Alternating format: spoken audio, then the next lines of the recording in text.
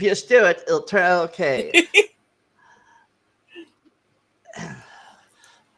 Last time we talked about the best and the worst of the presidents of each century. Now we're doing the whole kit and caboodle.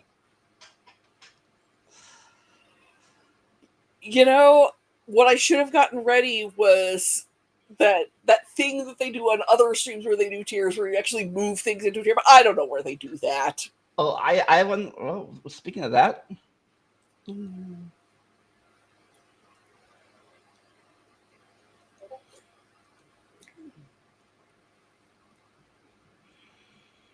Hey, there we go.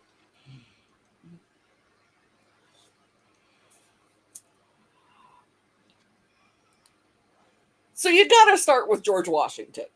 Yes. Like, we gotta do this chronologically because that's the order that makes sense. And tradition puts George Washington in S tier. Tradition. I do not go with tradition on that, because I think the main reason he's in S tier is the idea that he was our first and therefore greatest president. And he was definitely our first. But there are a couple of things that keep him out of S tier for me. Yeah. Number one in the about the past, like he was president of the 18th of the 18th year, only because there's only two choices. Yes, he was. Yes, he was. But the two big failings of Washington are, of course, number one, the slave thing. Yeah, question. Are we just talking about him as a president or his whole life? Well, it's impossible to separate slavery in Washington's case from how he was as president because of how he handled slaves while he was president. Yeah, he did a rotation thing. Yeah. While the capital was in Pennsylvania, it was illegal to keep slaves for more than 6 months without releasing them. So he would keep them just long enough and then send them home and bring in a different slave. So he would be able to have his personal slaves and not be forced to release any of them. And that's really sketchy. And that was while he was president. So yes, it's a personal action, but it's also dodging a state law for his own personal benefit. And that's not cool. The other one is he wasn't really interested in being president. Yeah, we talked about that on our constitutional review series, which is done, by the way. Go check it out. Finally done uploaded. So, like you said, he was like, "Fine, I'll do it." Okay, no, I'm done. Yeah, like he didn't do much. The best thing he did as president, aside from leaving after 2 terms, which he did because he really, really wanted to go home. But as far as actual presidential actions, the best thing he did was instate the cabinet and have a crowd of experts. So he could say, hey, I don't know what I'm talking about when it comes to this aspect of the economy, for example. And he'd have, for example, Alexander Hamilton there. Yeah, slave owners dodged the law a lot. But in Washington's case, it feels really pointed. But the cabinet was a net good when you have a qualified cabinet, and has been a really important thing of American government going forward. And I think that's a really valuable thing that he did as president. But most of what we like Washington for has nothing to do with his presidency. If I'm honest, ranking him as A tier feels a little generous. So If I'm he's honest, he was kind of a B tier president who makes the leap up to A tier by leaving office and setting that tradition. So I'm going to put him A. Yeah, well, it was his duty, and he was a true aristocrat, and they managed to convince him that if he didn't take the job, then it would convince people that he didn't believe in the Constitution, and it was this whole thing, and he didn't want to do it. And they talked to him about his second term, which he didn't want to do, and he finally just went home. Yeah. At this, okay. At first, we ranking him by tiers. Then later on, at the end, we'll be switching them around to see what's the best of the A tiers, what's the best of the S tiers. We'll be going around Yeah. afterwards. Keep it simple at first. All right. So The yeah, person who made. huh? Sorry, I was gonna say. We're talking about Washington still. I was gonna say A tier for Washington, mostly because I can't go quite enough against the grain to put him as B tier. Next, the person who made the bottom of our list for 18th century presidents. It's true, because he was obnoxious and disliked, and also, the whole Alien Sedition Act. Which we still have today. Yay! I mean, look, I like John Adams, but John Adams is another one of those, what I like about him has very little to do with his presidency. I like him for the push for independence, and I like him for the relationship he had with his wife, and neither of those are really about his presidency. Yeah, and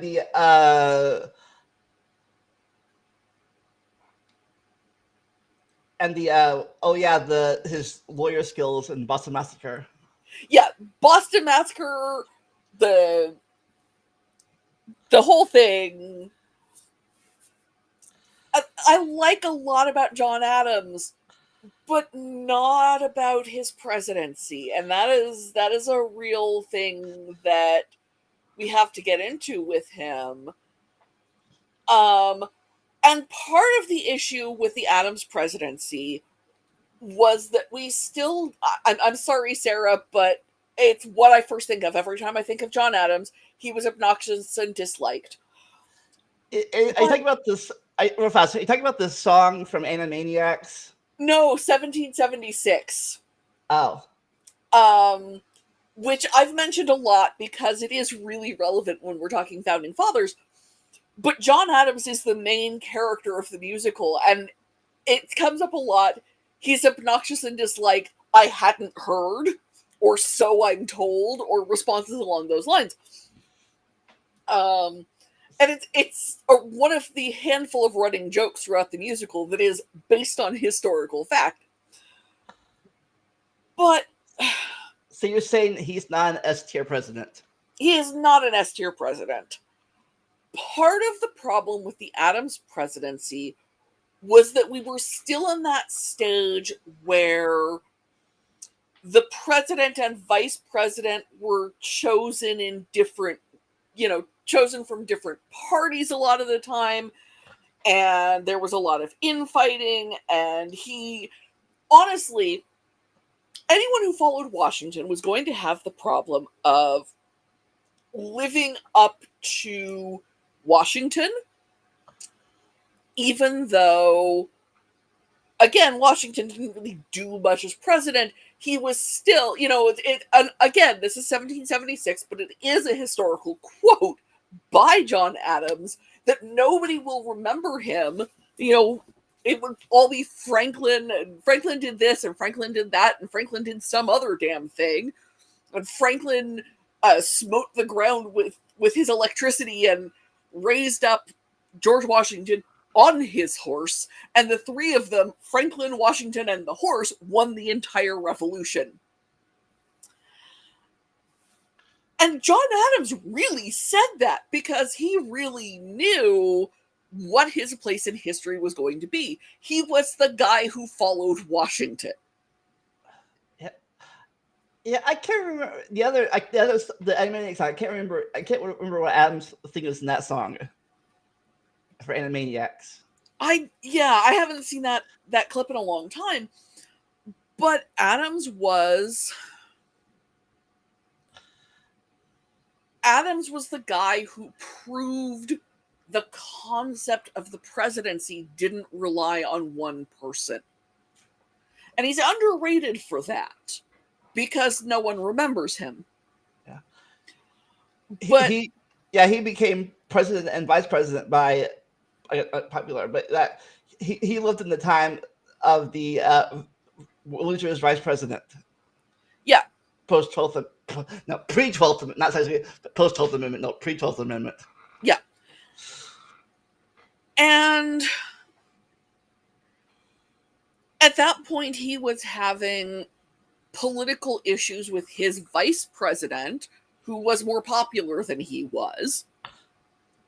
There was a lot of conflict, and I feel bad for him. But the Alien and Sedition Act is still sitting there. And much as I like him personally, I, in good conscience, cannot rate him higher than C. Because of that long-lasting legacy of, oh no, that screwed us over real bad. And is, to this day, screwing us over. And I'm sorry, John Adams, I am one of the rare people who likes you, but also C-tier president. Your legacy, Yeah. Speaking of legacy, we get to Thomas Jefferson. And Thomas Jefferson is probably on the list of most complicated U.S. presidents. Because, again, there's the slavery thing. Yeah, personal life, not that great. No, his personal life was kind of appalling. Professional life, maybe better, but personal life, And with Adams, the long-lasting legacy was Alien Sedition Act. With Jefferson, it's got to be the Louisiana Purchase. And the Louisiana Purchase is really one of the most important things that ever happened to this country. It doubled the size of the country, and the fact that France was willing to sell Louisiana to us said a lot about our place as a nation in that time, because it meant that Napoleon was taking us seriously. Yeah, I think at first we just wanted New Orleans, but he's like, yeah, I take the whole thing. Yeah. And the thing is Napoleon didn't want to administer the North American bits of the French Empire because he was dealing with, trying to conquer all of Europe and slave revolts in Haiti. And it was just more efficient to not worry about the North American continent anymore. And if it meant that he lost Louisiana, honestly, kind of a small price to pay for Napoleon. It's funny is because he had lost it already, but he just got back in the American Revolution because they lost in the 7 Year War. They got back at the Revolution. Well, and part of that was that Napoleon conquered Spain.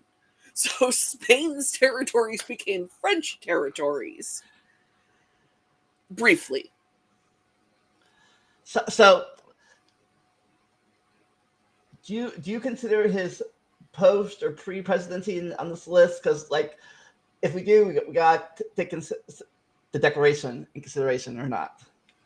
I am not bringing the Declaration into this. Right. I'm trying very, very hard to stick to just what he did in those 8 years. Yeah, in his 8 years in office. And so his attitude towards Native Americans was that they were not inherently inferior, and if they assimilated, they could be just as good as any white man. I think we can all see the problem with that one, while still acknowledging that it was a lot better than people who just wanted to kill them all. Like, it's very 19th century thinking. Yeah, it's weird. Progressive for that age is still not progressive for our age, I guess. Yeah. And there was the whole thing about the slaves, which is not great. But, and I did not know that the slave that he had a relationship later was like the sister of his wife. his wife's half sister. Yes. So That's a lot. I guess that meant her father had a relationship with another slave. Uh-huh. That slave. Yes. And she was also still a teenager. Yeah. And yeah, no, like I'm not even really trying to get into that, even though it's a thing that, again, we've gotta acknowledge. And was that during when he was president? I think so. I think it started before and continued, I believe. And like, he really started the Library of Congress, although in part of that it was because he was broke and he sold them all of his books and then went and bought more books. Because that's the most relatable thing about Thomas Jefferson to me. I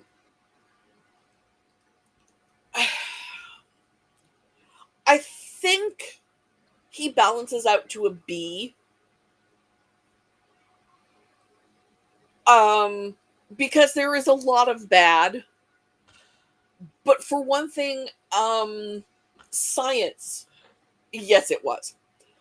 Science was very important to Thomas Jefferson, and I admire that. One of the reasons for the Lewis and Clark expedition, and last weekend I was on a road trip with my kids on Saturday, and the whole trip we were going, there were all of these signs that we were on the Lewis and Clark Trail because we were along the banks of the Columbia River, which is where the expedition wound up before heading back east. There's a Lewis County and a Clark County in Washington. I think there's a Lewis County and a Clark County in Oregon, and I'm pretty sure there's a Lewis County and a Clark County in Idaho. We're very big on Lewis and Clark around here. Funny story real fast. Mm-hmm. When I was younger, I kept pronouncing it from the TV show Lois and Clark. Lois and Clark, yes, very different.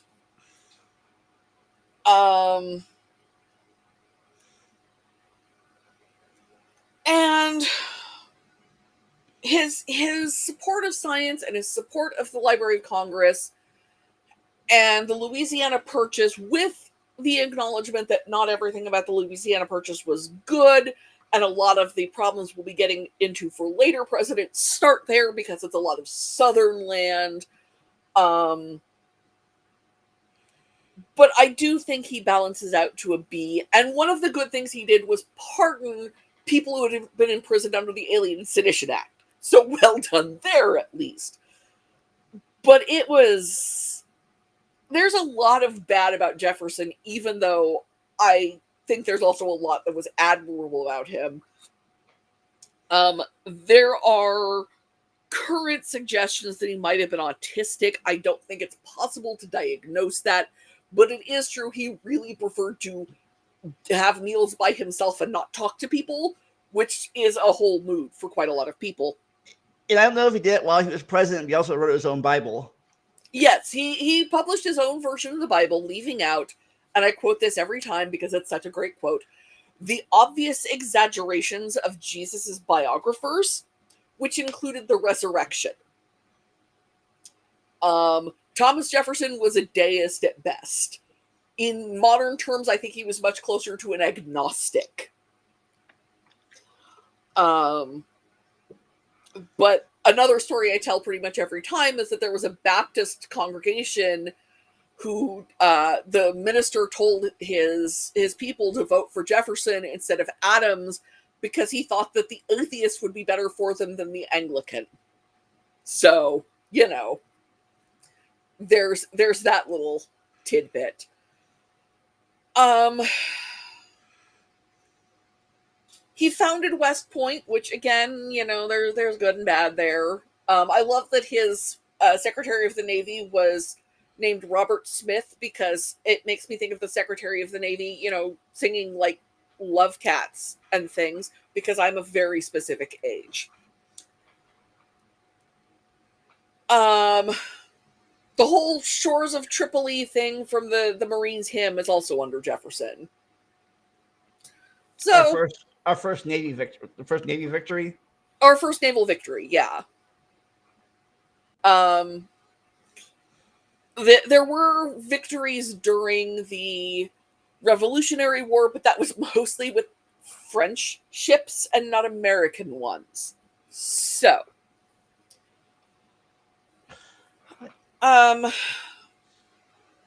this is another one that I feel like I'm being controversial, but B tier. Who? Madison? Madison is another one where we have to separate what he did before and what he did during. Like I mentioned earlier, our constitutional review, he penned it, or called the father of the Constitution, and it's entirely possible that part of that is that he was the only guy who kept a diary. So how much of our knowledge about the writing of the Constitution is based on unreliable narrator, we'll never know. But it is true that he was deeply involved in the writing of the Constitution, and that is much more important than practically anything he did as president. To the point that in what was it, 1812, he ran practically unopposed simply because there wasn't a lot of concern about who was president at the time. And then there was a war. So, in Mr. Beats' best and worst, 1812 was his best and worst best and worst thing that happened to him. Yeah. I think his Native American policy is probably worse than the War of 1812. But I've noticed that Mr. Beat seems to, and I like Mr. Beat and I watch his videos, but he seems to care a lot less about the treatment of Native Americans than I do. Yeah, he's more anti-tariff thing. Yeah.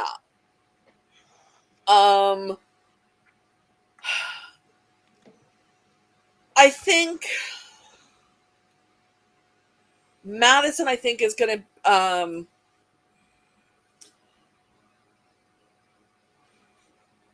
I think he's going to be B tier simply because, So Sarah, the first piece of when I was in high school, I took the PSATs, and if you do well on the PSATs, they send you a ton of college information from college, or at least they did at the time, from colleges all over the country. And the first piece of college information I got was West Point. And I laughed myself sick and then called one of my friends so that she could have a good laugh too at the idea of me at West Point. And I wasn't even as physically disabled then as I am now. General Jillian. Yeah, I would not have done well at West Point. I think you've been just in time, or maybe a little bit early. No, you've been too early for the Iraqi war, probably. The first Gulf War, I was in 8th grade. I was in 5th grade then. It took me a little bit longer. Well, I met the second Iraq war. Yeah. No, I was going to say it took me a little bit longer than it normally does to graduate from college. It took me a little bit more than 4 years. So I graduated in June 2001 from college. So that was a whole experience. Right before 9/11. Right before, yeah. I took the summer off to give myself one last good summer off before starting to job hunt. And then somehow there weren't a lot of good jobs to look for in September in a state that was largely influenced by Boeing. So, yeah.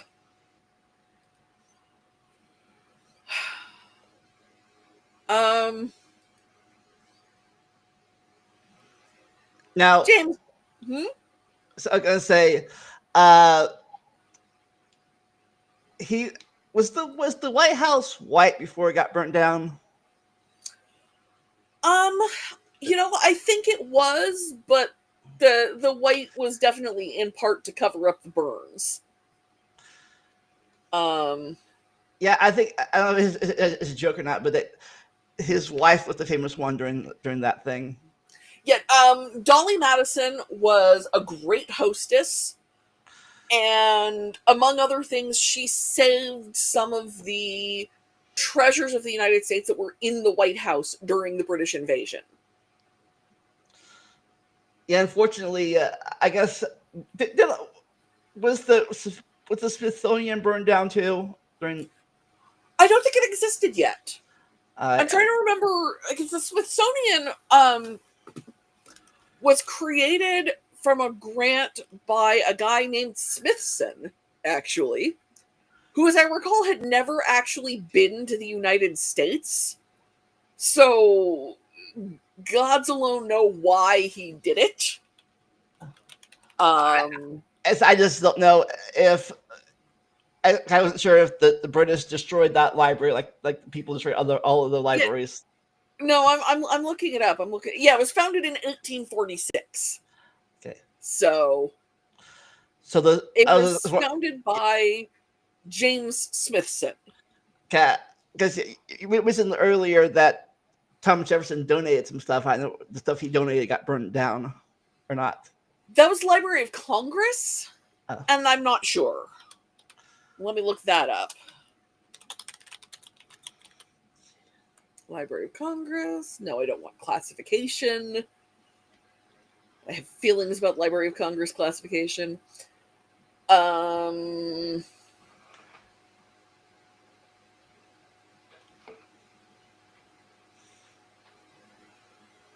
Yes, much of the original collection was lost in August 1814 during the burning of Washington. Yeah, it always happens.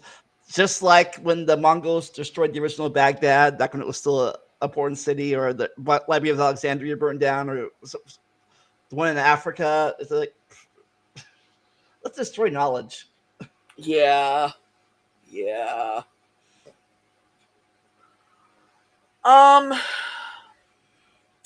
So James Monroe. Yeah. By the way, all these people were they each other Secretary of State or something? Back when it was still a thing. Like Some of them started as Secretary of State, and some of them were Vice President. Some of them were both. Dolly Madison was fantastic. Was she like the first time that was I know there were first ladies before, but was she like the first person that really as a first lady? Yeah, she really established the role of First Lady. And part of that was Martha Washington was kind of old and kind of surly from what I've read. And Abigail Adams hated Washington, D.C. and wanted to go back to Massachusetts. And Thomas Jefferson's wife had already died. So his daughters were serving as his hostesses. And then eventually he pulled in Dolly Madison to act as First Lady towards the end of his presidency. But Dolly Madison was an extrovert. She was a great hostess. She was a fashion icon of the day. Without Dolly Madison, the role of First Lady would look very different. Honestly, I have more to say about Dolly Madison than I have to say about James Monroe. Yeah. I think his I think it was like it happened before or after, but wasn't I think his major thing happened to him was the 1820 compromise of 1820, Missouri Compromise. Compromise of 1820 is Monroe.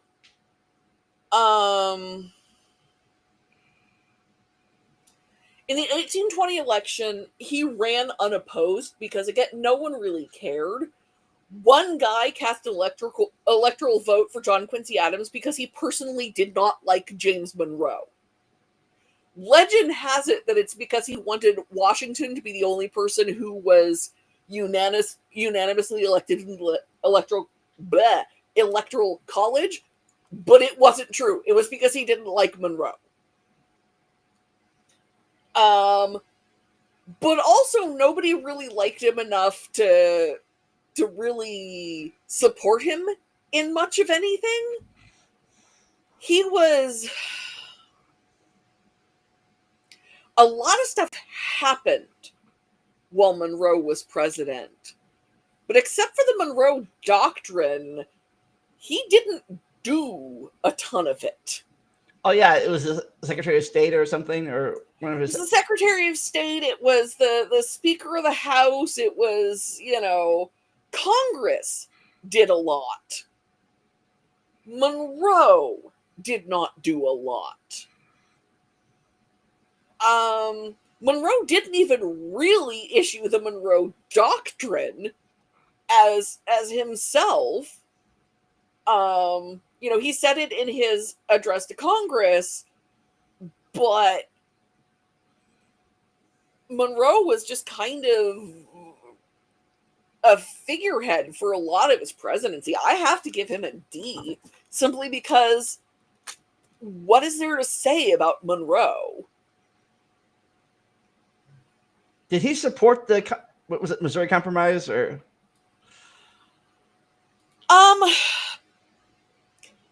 I mean, he was a Virginian. So he was a slave owner.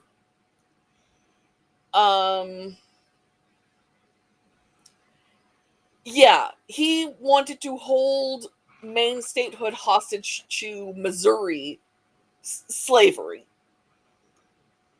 So he was broadly in favor of the Missouri Compromise, and certainly he was in favor of allowing slavery. But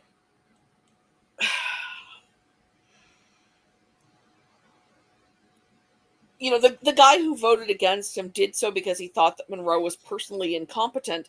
And I feel that in order to say that, we would have had to have had some evidence one way or another, and it looks like we kind of don't. So, Monroe was Monroe. Yes. The first of the he was there presidents. Then we get, unless you count let's you count the Aaron Burr controversy. This next president is the first of the controversial elections. Yeah. The 1824 election is one of the most controversial elections in U.S. history. It was called the corrupt bargain. Nobody ended the election happy. John Quincy Adams mostly ran, I think, because he wanted his father to have the legacy. Yeah, he was still, at the time he was still alive, right? Yeah, because he died in 1826 on the 50th anniversary. So his father was still alive for the first couple of years of his presidency. And he didn't get a plurality. Jackson got a plurality, but he got more states And it was a huge mess. And the thing is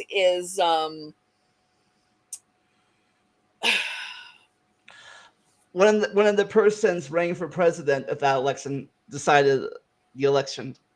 Yeah. Well, the thing is Henry Clay hated Andrew Jackson. He started his own party later on just to spite him. And threw his lot in with Adams, not to get the position of Secretary of State, though he did get the position of Secretary of State, but because it was clearly at that point going to be either Adams or Jackson, and he'd much rather Adams.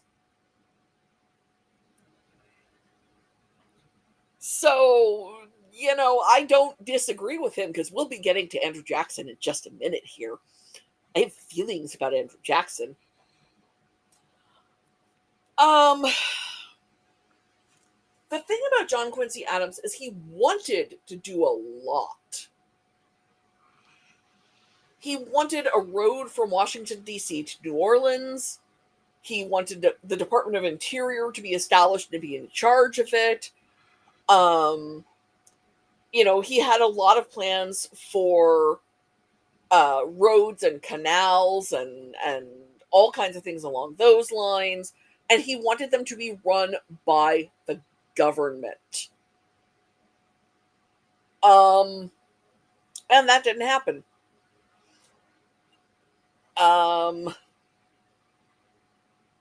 Adams was not a huge fan of tariffs, but his hand kind of got forced by Congress. He didn't really want to be expansionist in the way that a lot of other people did, but there was also some really not great stuff with Native Americans. But let's be fair, that's kind of U.S. history there. He wasn't terribly interested in foreign expansion, but he worked on during the administration. We got a lot of treaties with other countries, including the kingdoms of Hawaii and Tahiti. He tried to purchase Texas, but other than that, didn't really worry much about what was happening south of the border. So, all in all, my feelings... Oh, no. Well, Henry Clay was also a Southerner, so, he just thought he was kind of scary, which he was not wrong about. If we were talking about John Quincy Adams' work after he left the presidency, he would be S tier. As president, I'm going to have to, frankly, put him in with his dad at C. Yeah, he after president, he either returned to the House or started in the House and became a representative till literally died. He literally died in the House of Representatives. He also represented the Amistad, call them what you will, prisoners, I think is a word that we could use, or abductees. He represented them in front of the House or the Supreme Court, arguing that they should have their freedom. Like, he is one of the only presidents who my strong and passionate feelings about them come from what they did after the presidency. He is our first truly great ex-president. As a president, he was mostly hampered by politics and Andrew Jackson. And that's not his fault, but it does mean he didn't get much done. Did he not get done because everyone talked about that quote corrupt bargain? And because of the corrupt bargain, and because of issues in the Congress, and because the North-South divide was a real issue, and he was from Massachusetts, and his anti-slave feelings were known, and Though my favorite story about him is that for exercise, he used to swim naked in the Potomac while he was president.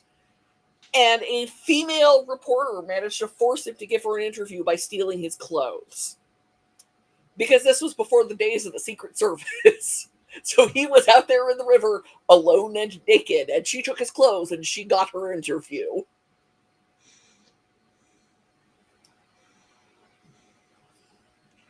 All right. Okay. Let's talk about Andrew Jackson. Someone who made our one of the few bottom presidents of the 19th century. Andrew Jackson, putting him in F tier is being generous to him.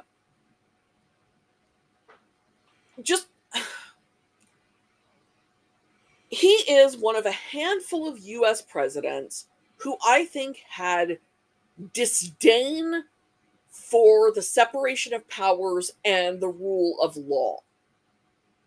He believed that because he was the president, things should just go the way he wanted to. He said of the Chief Justice of the Supreme Court that he didn't have an army, so he couldn't enforce his decision about Indian removal. Like, Jackson did not care about the Constitution. He was also one of our first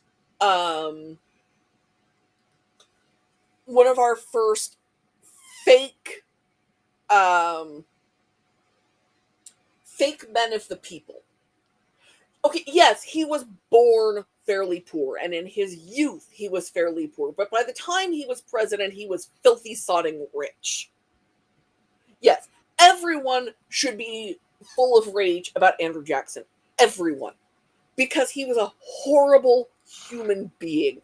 I forget how many people he shot in duels before the presidency, but it was a lot.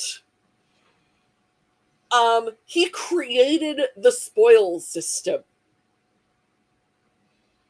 He believed that keeping people in office just because they knew what they were doing led to corruption. So he started the policy where postmasters and, minor customs officials and whoever all got replaced every administration. And that became this huge thing where it was political patronage. So instead of having people who knew what they were doing, you had the people who helped you become president. And it was so much more corrupt than just letting people do their jobs. Now, was he the first president since Washington that was a, quote, war hero? No. A couple of the other, Monroe, I believe, had fought in the Revolution, but Jackson was the big war hero type.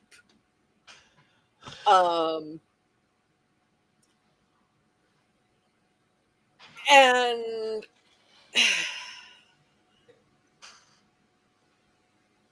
a lot of his wars were against Native Americans. And that's really unfortunate. And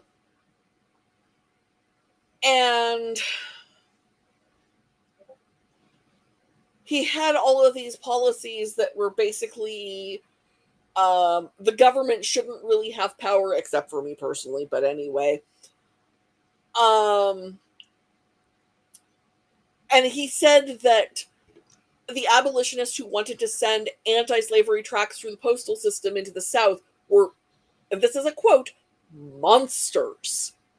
And they should die for what they were trying to do. He was pretty much pro-South, unless you were what's his name, who tried to get South Carolina to succeed. Yeah, Calhoun. Yeah. And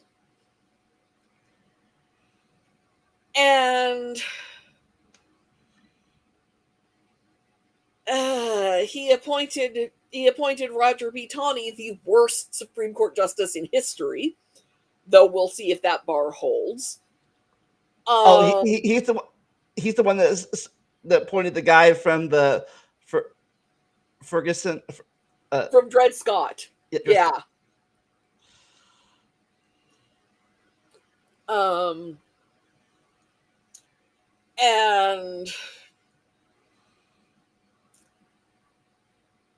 he tried to purchase Texas, second time he tried to purchase it. He let the settlers get guns and money from the U.S. He wasn't sure he could legally annex Texas. But he did recognize the Republic on his last day in office, so there's that. So this was this time Texas was fighting the Alamo and Mexico. Yes. And his financial feelings caused a lot of bank crises and failures and panics and all of that. Andrew Jackson was, by any reasonable standard, an objectively bad president. Like, even if you can get over the racism, which let's not get over the racism because racism's really bad, the other stuff he did was also objectively bad. He was bad at the job and a terrible person. The one positive thing, no, I'd say two positive things about Andrew Jackson about his entire life, which is, number one, he was very devoted to his wife. So, there's that. But number two, because of some issues to do with how his wife got treated in the campaign, when the women of the wives of the cabinet had nothing to do with a woman named Margaret Eaton, who was the wife of the Secretary of War, because of her reputation, he supported her. Now, he then called for the resignation of all of their husbands, which is ludicrous. But, he didn't care about her bad reputation, which was very nice. So, yeah, Taney, very good administrator, horrible human being. So Andrew Jackson makes me wish there was a row below F, because he is one of our two worst presidents. Hands down, I will not be taking questions at this time. All right. And I did not know this till recently. The next president is the one actually, it may have started under Jackson, but the next president actually carried out the Trail of Tears. Yes. And so that's gonna mark Martin Van Buren down quite a bit as well.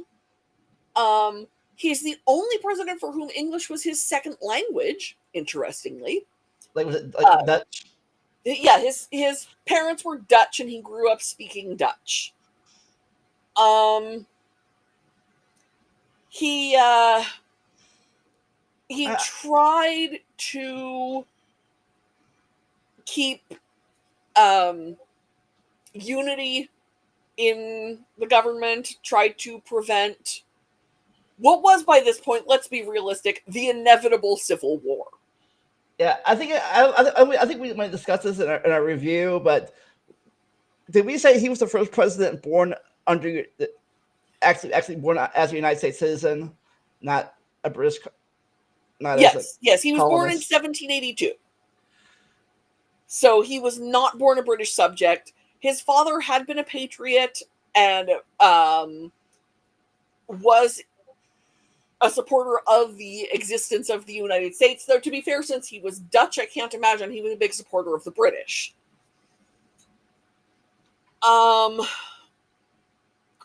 Van Buren kind of followed with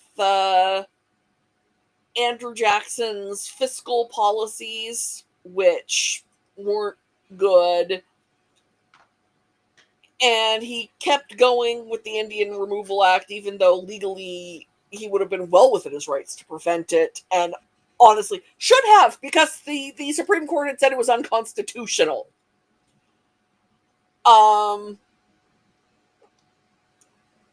He tried to find a diplomatic solution to issues with Texas, but it was real complicated in Texas at that point. Tried to appease the British over Canada. That one succeeded considerably better. There was conflict over what exactly the borders with Maine were. The Amistad case came during his administration. Let's see. Van Buren found abolitionism to be the greatest threat to the nation's unity. So, yeah.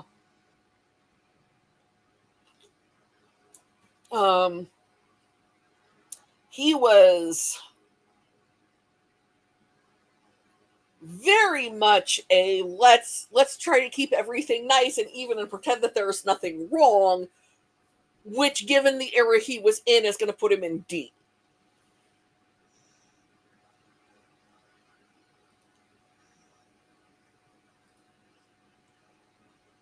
And then we Which get to the leaves first us with William Henry the first Harrison. one to die in the first one to die in office. First one to die in office, and honestly, it feels unfair to judge William Henry Harrison as a president. Yeah. Like, no, he didn't accomplish anything. He was sick in bed for 30 days and then he died. Like, Yeah. what do you do about that? He taught us to check we need better water purification. Yeah, like, good old, was it not Chloe? Gloria? How do you pronounce it? I can't pronounce it. Gloria. he wanted to overturn the spoil system, and that would have been nice. He was a big supporter of freedom of religion, and that's nice. But he died in 30 days and accomplished nothing. Except for the longest speech ever. Yeah. So, if we have to rank him, I guess C, just because that poor man, I feel so sorry that there's nothing else to say about him. Anything you could say about him as president is summed up by The Simpsons in one line, and that does not say good things about your presidency. That one line is, I died in 30 days. Actually, no, as president, because other thing he's known for is pushing off an Indian shaman or something. Yeah, allegedly, his action during the Indian Wars inspired the Curse of Tecumseh, which would every 20 years kill a president. Yeah. So we then get to John Tyler, who was, for his term, known as His Accidency, because,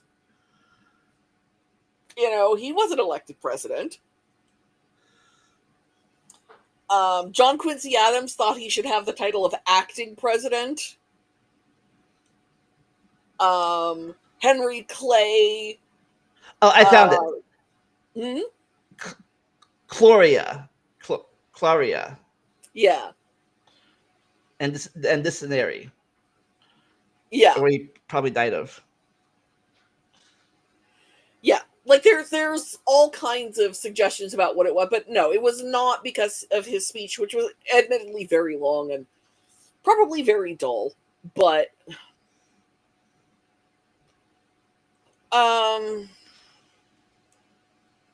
Tyler was big on tariffs, which, Wasn't he named his accidentally? His accidency, yeah.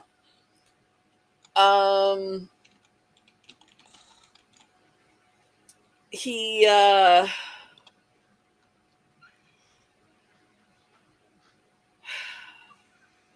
they almost impeached him What for? because of his vetoes. He was a big expansionist.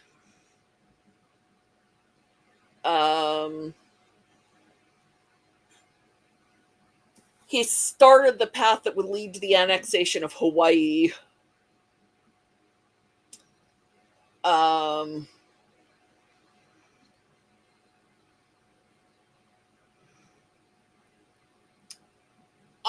I really think. Oh, he was a big supporter of forced cultural assimilation of Native Americans. I think we're going to put Tyler under D. Yeah. Was it? I forget. Was he like also the first president who had the campaign slogan? Or No, the Harrison slogan was Tippecanoe and Tyler too. Their campaigning for president was very different in those days. For one thing, the candidate himself was not supposed to campaign. It was seen as undignified. If only they knew what undignified in candidates really looked like. But the various supporters would come up with slogans and songs and all kinds of bonkers things. Tyler never held a term in office other than the one that he took over from Harrison, and ended up siding with the Confederacy. oh yeah, he became a general or something right before he died, Well, or maybe a senator or something, a representative senator. He did something. he presided over the opening session of the Virginia Secession Convention. He signed the Ordinance of Secession. He was in the Provisional Confederate Congress and served until his death in 1862. Elected to the Confederate House of Representatives. Yeah. Tyler is D and should count himself lucky.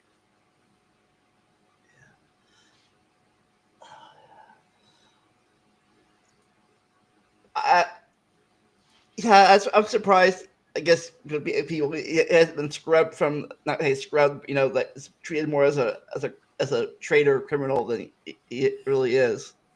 Tyler's forgotten. Appropriately enough, really, but nobody really talks about him. When they talk about him at all, they talk about him because he took over for. Hi, Maya. He took over for William Henry Harrison, who people only know because of the died in 30 days thing. It's an era of presidents that most Americans, frankly, don't know a great deal about. There are from Tyler to Washington. Yeah. I would say that the presidents that most Americans don't know about,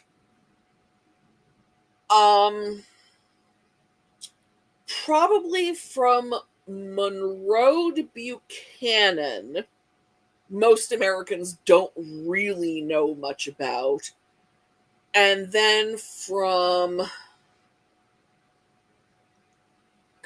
Grant to, a lot of them know about Theodore Roosevelt. And then starting again with FDR, people start really knowing stuff about presidents. But I feel like, and I've said this before, a lot of American history to a lot of Americans is just like rocks racing out of the fog. Moments. Yeah, most of American history, most Americans don't know anything about, and then they will latch onto the one thing they know. It's like, oh, look, it's the Civil War. I know about the Civil War. And of course, they only see a certain amount. There's a whole bunch below that they don't know anything about. A lot of people don't remember the Mexican War. Yeah, which, I think it's coming up very soon. It is coming up very soon, the Mexican-American War, which Abraham Lincoln opposed. And rightfully so, because it was a horrible war. But there are entire wars that our country fought that most Americans don't know anything about. You know, the War of 1812, people maybe know from the burning of Washington, and maybe they know that that's where the Star-Spangled Banner came from. And because it's a very simple title, 1812. Yeah. What's the war? It's the War of 1812. When did it happen? 1812. I think that was our first draw war. Yeah. Yeah. Didn't win, didn't lose. We just like status quo. And to be strictly fair, a draw was a win for the United States at the time. However, you know, that war, we didn't really win any territory. Mostly what we got was acknowledgement that we were a country. That was what we won in the War of 1812. So kind of like happened with the Korean War later on. Yeah. Yeah. But, oh man, you know, a lot of the presidents in this era, you might know their names, you might remember the order they were in, but actual details about anything they did are really sketchy. And as established, that's in part because a few of these presidents didn't actually really do anything. But even what happened during their terms of office can be really sketchy. Speaking of which, number 11. James K. Polk, who I mostly know because there's a They Might Be Giants song about him. But he's the one that started the Mexican War. Yes. And I mean, he had 4 goals for his administration, and they were all accomplished. So there's that at least. They reestablished the independent treasury system, and that is something I support. They reduced tariffs, which is good. Tariffs are bad. Acquire some role of Oregon country and acquire California and its harbors. Yeah, of course, this is still pre, was it 17th, 16th Amendment? Yes. Oh, well before. Yeah. So so tariffs were bad. The tariffs at the time were the only way we made money.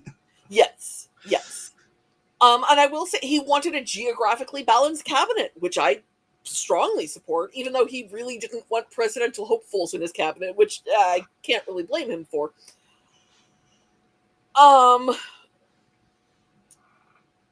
He worked with Great Britain, he worked with the UK to divide Oregon country, which we'll get into where that could have gone better, but it's something, at least. He did annex Texas and then start the Mexican-American War. And he got your birth state. Yeah. And here's the thing. I'm a native Californian. I currently live in one of the places my family routinely goes for a walk has a big memorial about how it used to be one of the ending points of the Oregon Trail. Like, a lot of the stuff that happened in the Polk presidency has shaped my personal life.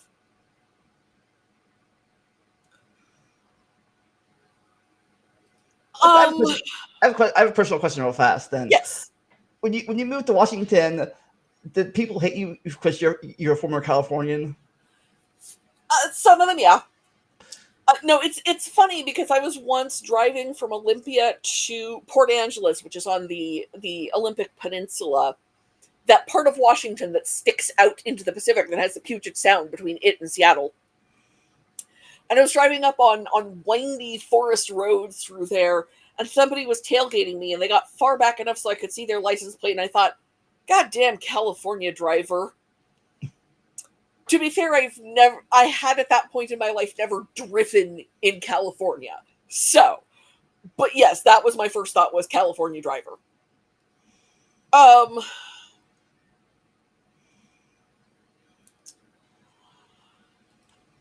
there is back to Polk.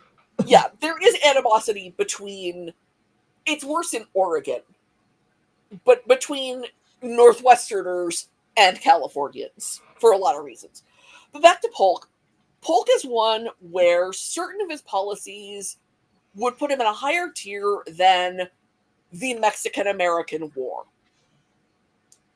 And honestly, the Mexican-American War cannot outweigh reducing tariffs. Did he want to get all of Mexico, or did he want to stop where he stopped? I don't think he wanted all of Mexico because I think he thought it would have been too difficult to govern.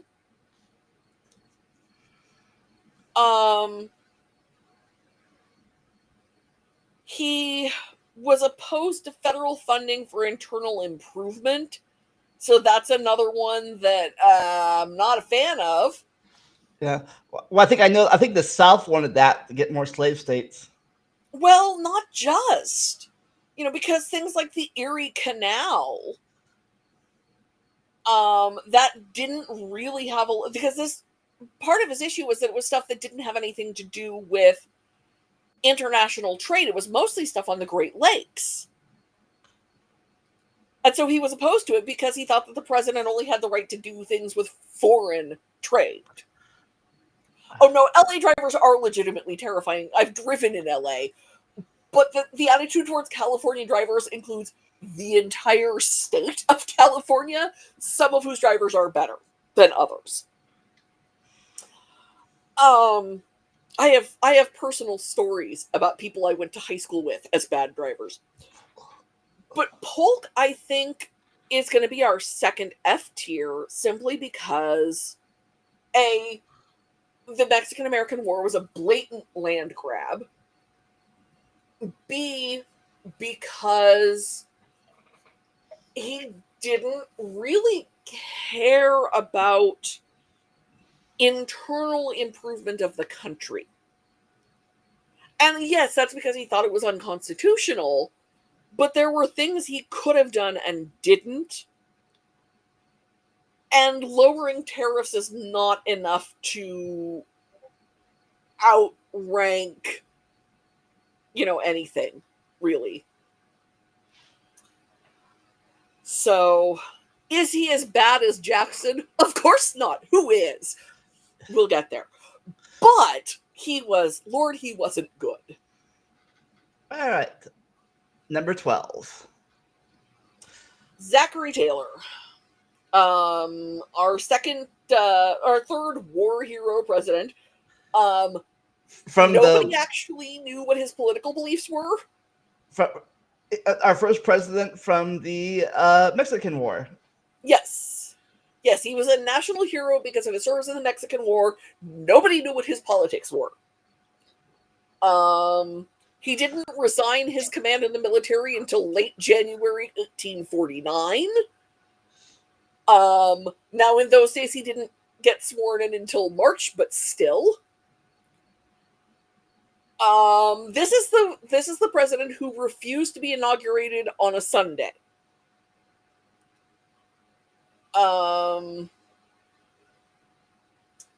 He was deeply opposed to what he called entangling alliances. Well, it was Washington's phrase, but he was also deeply opposed to it. He actually opposed slavery in the territories acquired in the Mexican War because he thought it was economically infeasible. Slowly but surely, he became anti-expansion of slavery, which is better than a lot of Southerners. He had no real experience with well, anything really.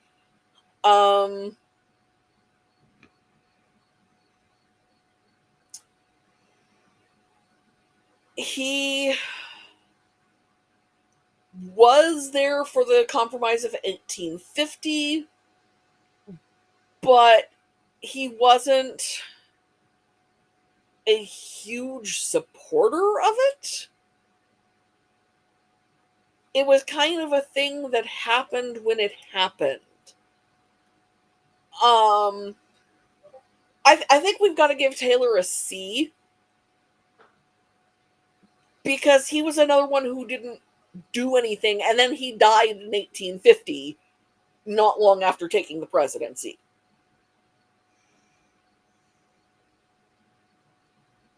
I didn't realize how close the last few were before Lincoln. So he was 1850 compromise. Yeah, this is the Compromise of 1850. And he's another one of those presidents who was fine, but fine. Which does lead the way towards Millard Fillmore. Number 13.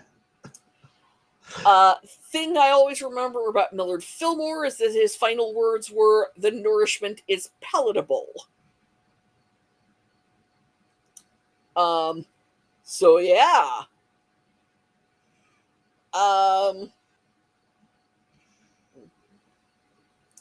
Apparently, Tyler thought that the vice president was a cabinet member, which wasn't true at the time.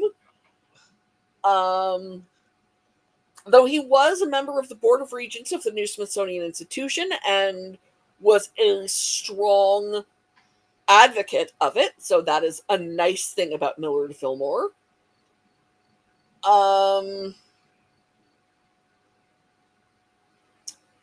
So he was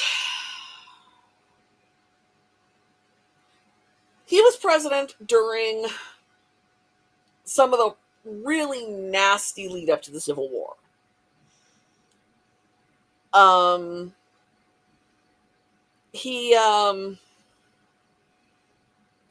The Fugitive Slave Act was a thing during his presidency. He named Brigham Young as the first governor of Utah Territory, which is why there is a Millard County in Utah, with a county seat in Fillmore.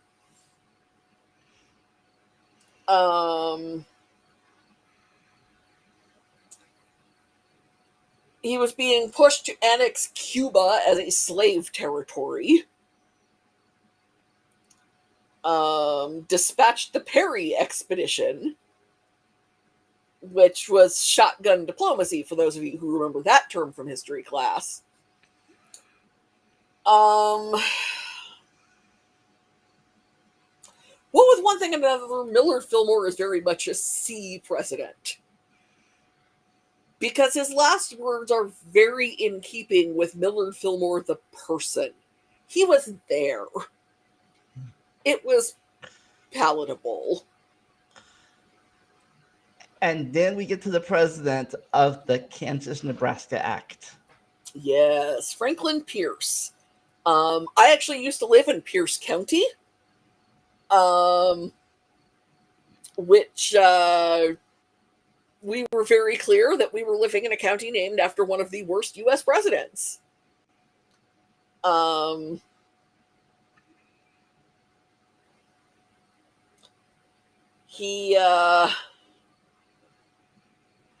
He's another one of those presidents who went on and joined the Confederacy. Now, to be strictly fair to Franklin Pierce, a lot of personal tragedy in his life, and he really had a hard time dealing with kind of everything because he and his family were traveling from Boston by train. Their train car derailed. They had one son left who was nearly decapitated, and they both saw the body. On the way to the inauguration. Yeah. Three of his children died young, and the son who died in the accident was his last remaining son. So he ended up drinking himself to death, and it's hard to blame him, really. So whatever happened in his presidency was definitely shaped by all of that. Just like, I'm here, whatever, don't care anymore. Yeah. However, he was definitely expansionist. The Gadsden Purchase was under his administration, which is the last tiny bit of land that we got from Mexico. The very bottom bits of New Mexico and Arizona. Bleeding Kansas happened under Pierce. He wanted to organize the Nebraska Territory without talking about slavery at all because he believed that could happen. I guess he was let the territory decide its own fate. Yeah.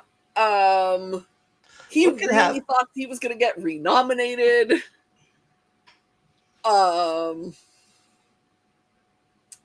He was another one of those Northerners who opposed abolition. He was from New Hampshire and opposed abolition, and yeah.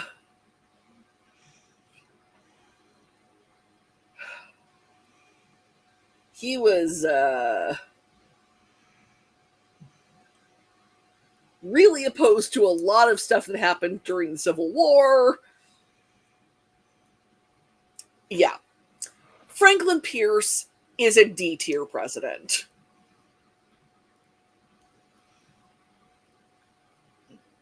Number 15, someone who also made at least my personal bottom list. Oh, Buchanan. Possibly our nation's only gay president, though that is pure speculation and doesn't make up for the fact that he was a lousy president.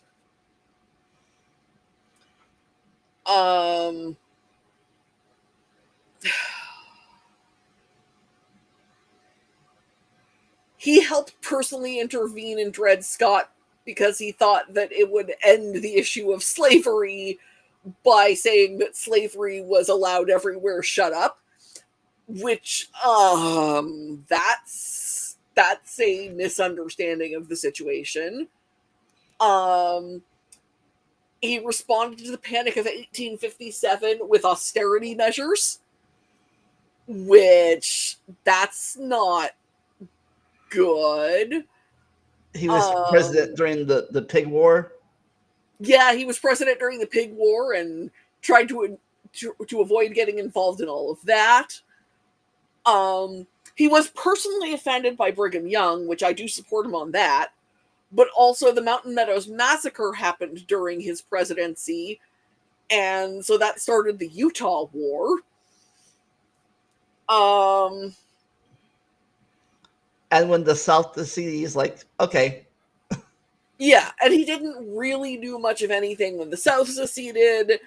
He felt that was going to be Lincoln's problem, which I have to say it's hard to blame him on, but also, you know.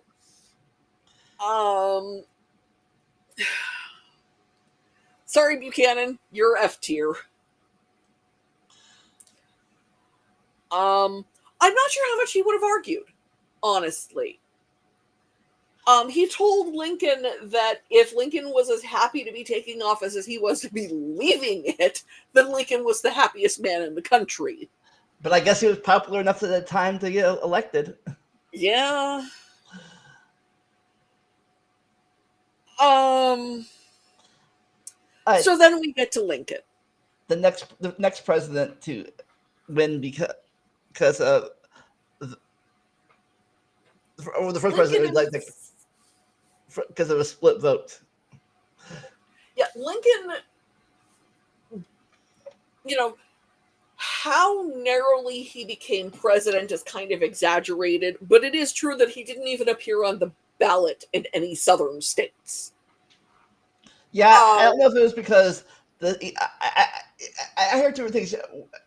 Either the South didn't put him there, or he didn't put himself there. I mean, he couldn't have put himself there because of how things were run at the time. I don't know if it's the Republicans didn't even try or what, but they were not going to vote for Lincoln. That was not even going to be a thing. And so he became president with no support in the South. And as soon as the election was decided, Southern states started to secede. Starting with South Carolina, because let's just get all of our alliteration out of the way right now.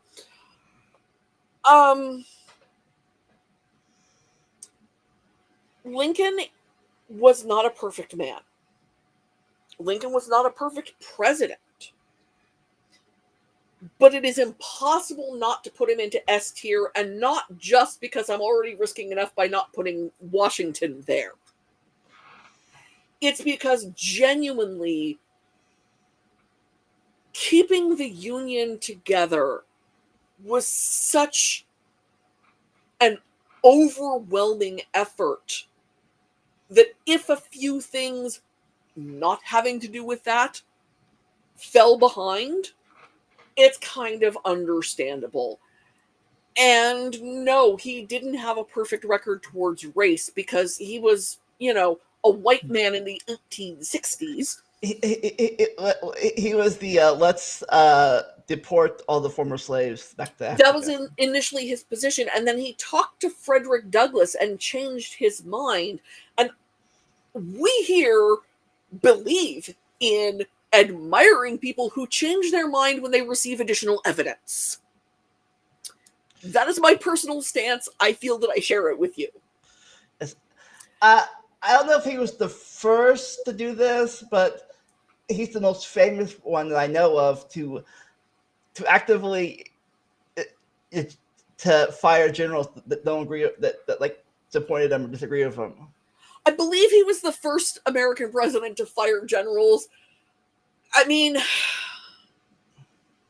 I dare you to find somebody who wouldn't have gotten sick of McClellan. Just, if you know anything about Civil War history, it should be that General McClellan sucked and he should have been fired sooner. He once knew that Lincoln was waiting for him at his house, came home late, and went up to bed, leaving Lincoln sitting in his living room.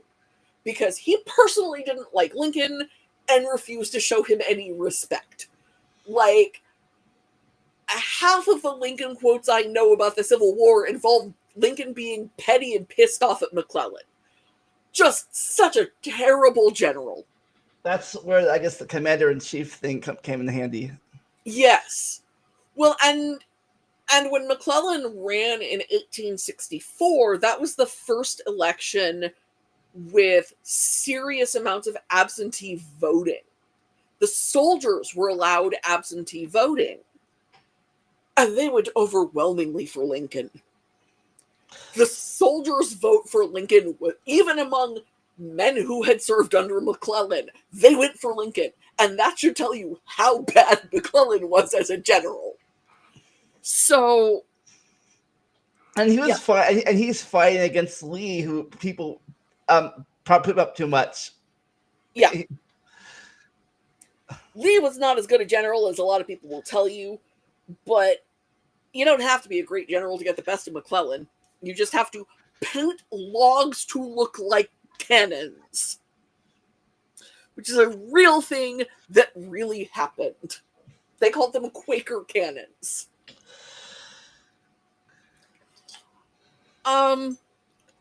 So, yeah, some of Lincoln's policies towards Native Americans were kind of awful. And some of his policies towards deserters were uneven. And some of his belief about black people was not great. But the thing to me that puts Lincoln into S tier, even beyond just the whole he saved the Union thing,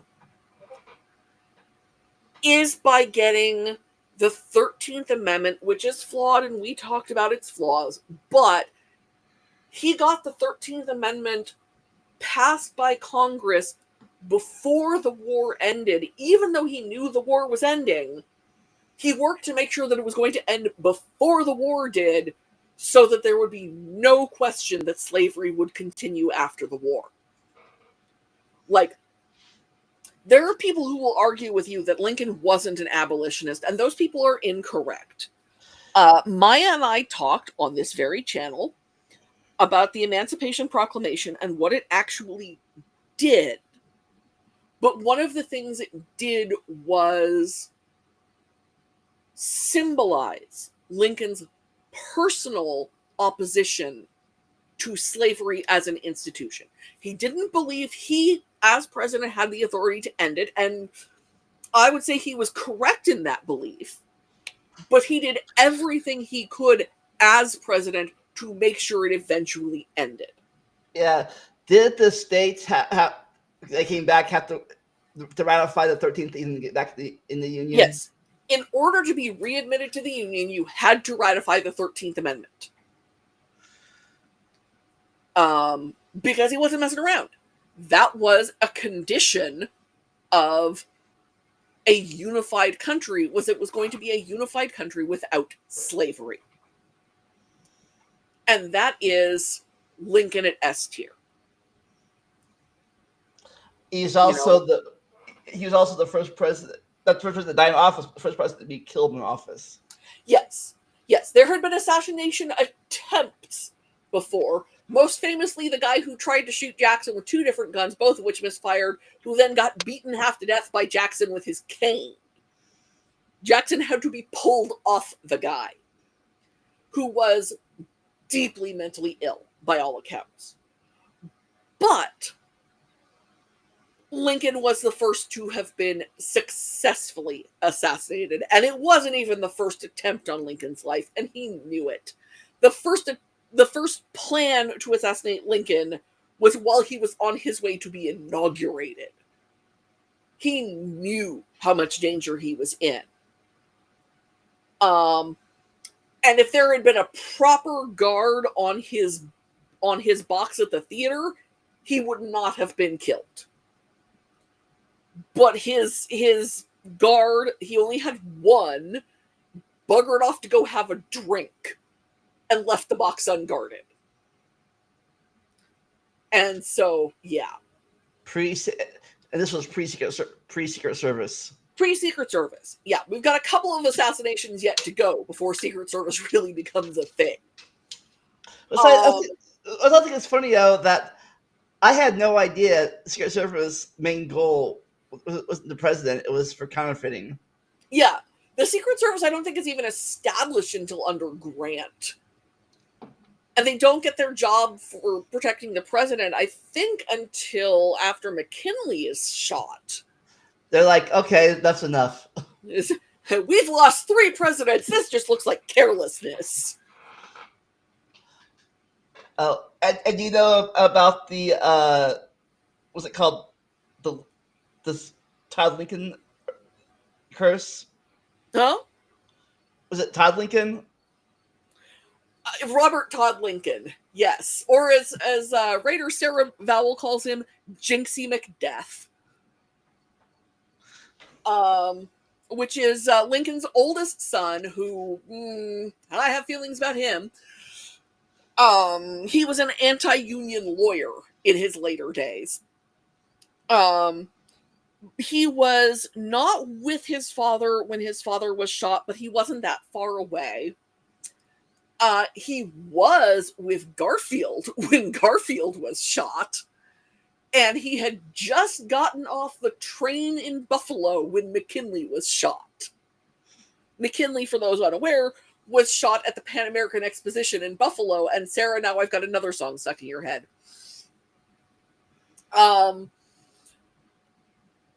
And he stopped accepting invitations to visit with presidents at that point and said that if they had any sense, they wouldn't invite him anyway. He did agree to go to the opening of the Lincoln Memorial in the 1920s, but that was it. From the point at which McKinley died, that was it. He was done. So from the top back to the bottom again. Yeah. So Andrew Johnson. Our first impeachment. Yes. And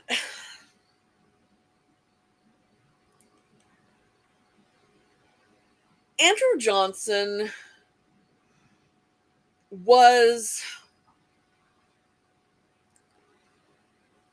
made vice president because they needed a Southerner who supported the Union.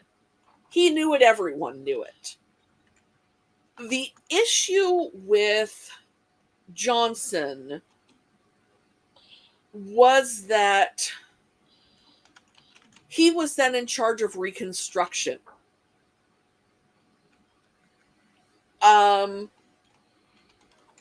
He wanted just like blanket amnesty or whatever. Yeah, well, the original plan was that when 10% of any Southern state took a loyalty oath to the United States, they could start having elections again. Congress wanted it to be a majority, but Lincoln pocket vetoed it. Johnson wanted the states restored to the Union quickly because they'd never really left anyway, so who cares? Yeah, I think extremes. Like I said, Johnson wanted blanket immunity. The Congress Republicans wanted, harsh punishment to everybody, and Lincoln was like the middle person. Like, yes on, but yes on. I say punishing them, but no on like bleeding them dry. Not that he wanted them to be like the post-German World War I. Yeah, Lincoln would have run Reconstruction very, very differently, and I think we would have lived in a very different country had he lived.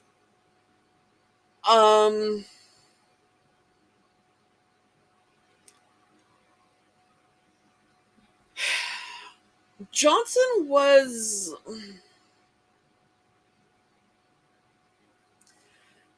a supporter of rights for poor white people. And that was about the extent of who he was a fan of.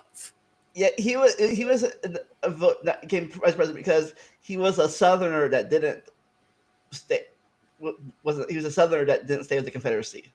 Yeah, and one of the reasons he didn't stay in the Confederacy was that the Confederacy, in his opinion, was all about the planter class. And he didn't like those guys because, like Lincoln before him, Johnson had actually been poor. Unlike Lincoln, he was poor in the South. Lincoln was born in the South. He was born in Kentucky, but his father was not necessarily an abolitionist, but he was opposed to slavery around him, if nothing else. Lincoln's father was a whole conversation by himself. So Lincoln grew up with this personal hatred of slavery. Johnson, honestly, I think would have been okay with deporting black people back to Africa, and it's just that wasn't going to happen now. So he was not a supporter of the radical Republicans, but the Democrats didn't trust him because he had stayed with the Union. So he had no allies. And in that, it would be easy to feel sorry for him if it weren't for the fact that he was also kind of an odious person who didn't really care about what was best for the country so much as he cared about people who were like him. And I don't trust anyone whose support is only for people who are like themselves.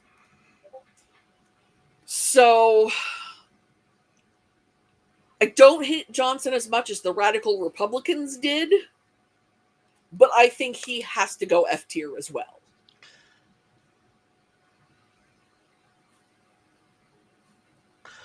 So who would have, if he had gotten kicked out of office, who would have been the new 18th president? Well, that is a whole big question, honestly, because he didn't have a vice president. At that point, there was no system for replacing the vice president. So I guess maybe Seward, possibly. I think he was, if I remember correctly, he was Secretary of State. But I don't think anybody knew for sure. Okay. Was it under him that the Alaska Purchase happened? Under Seward's Folly, I believe so, yes. Johnson? Yeah. Yeah, his Secretary of State was Seward, so possibly Seward would have taken the job, but it wasn't yet established for sure after a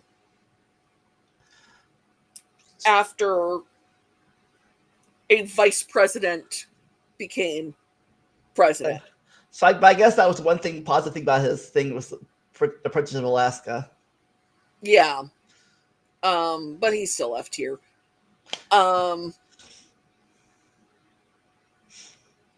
Yeah. Now we get to the first war hero of the Civil War.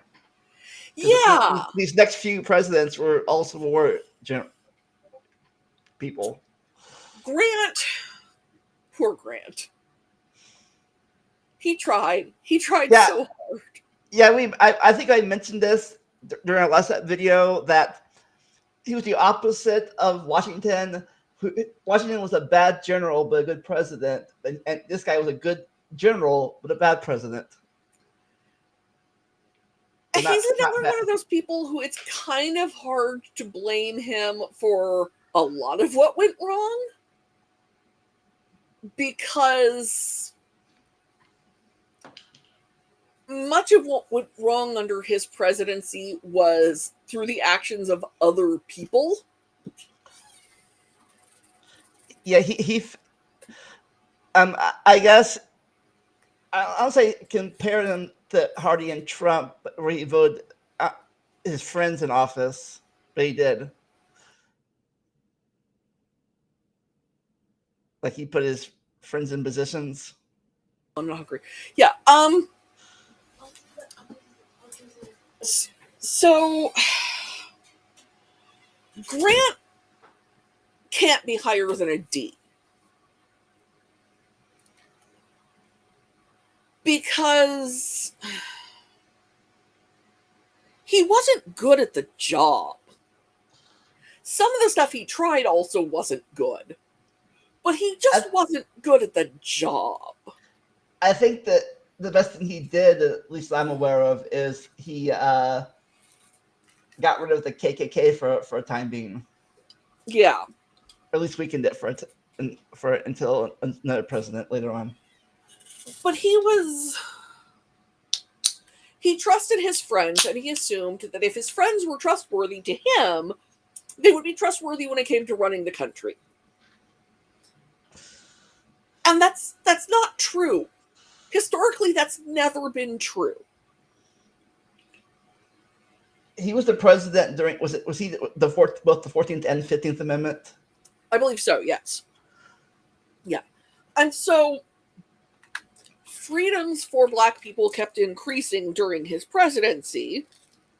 At least on paper. At least on paper. At least on paper.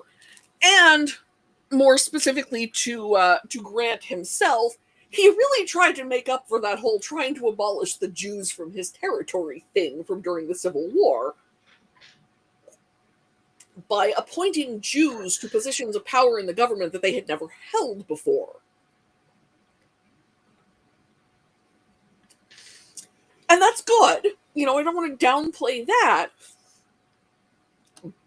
But so much happened that was so bad in his presidency. And even when it wasn't directly his fault, a lot of it was indirectly his fault. Honestly, there's not much that Grant was good at. And you kind of have to feel bad for him about that. He tried so many things. It kind of makes you wonder if in another era, Grant would have made like an amazing computer engineer or something. Yeah. And just the job that he would have been good at didn't exist in his time. If he had stayed in the, I guess no more wars happening, but I guess he stayed in the military, he'd been, because he was good at capturing Vicksburg. Yeah. If he lived in an era with different opportunities, maybe he would have found something he was good at. But other than war, there was nothing he was good at in his day. And I guess, again, he won because he was a war hero, probably. Yeah. Yeah. Johnson really wanted to win under his own authority, to be the first vice president who ever won his own term. And everyone was like, yeah, sir, that is not happening. And then Grant ran, and it didn't even matter. It really, yeah. So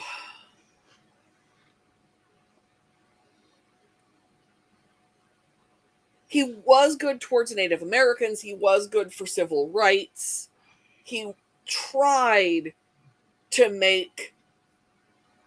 reform. He tried a lot of things. It's just there was a lot of scandal and a lot of stuff that just did not go well during his presidency. Much of it was through no fault of his own. Yeah, he was the president during Reconstruction. Yeah. One of them. And Reconstruction, he was not going to get the Reconstruction we needed because he was Grant. Because he had been the general to conquer the South. The South was just going to hate him.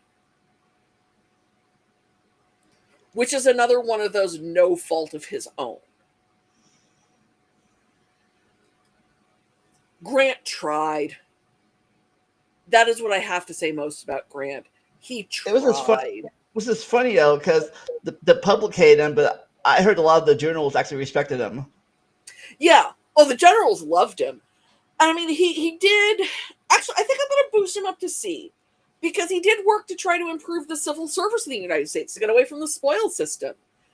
And no, he couldn't halt the long depression based on the Panic of 1873, but I don't know that anyone could have with the way fiscal policy looked in the United States in those days. He did everything he could. And a lot of the stuff that he tried to do, we really would admire today if we actually talked about it. Next, we get to another president that won because of a deal. Yeah. Good old Rutherford B. Hayes. Number 18. Now, he was an abolitionist. He had defended refugee slaves in court before the war. He left a political career to join the army and all of that. But let's just talk about his presidency.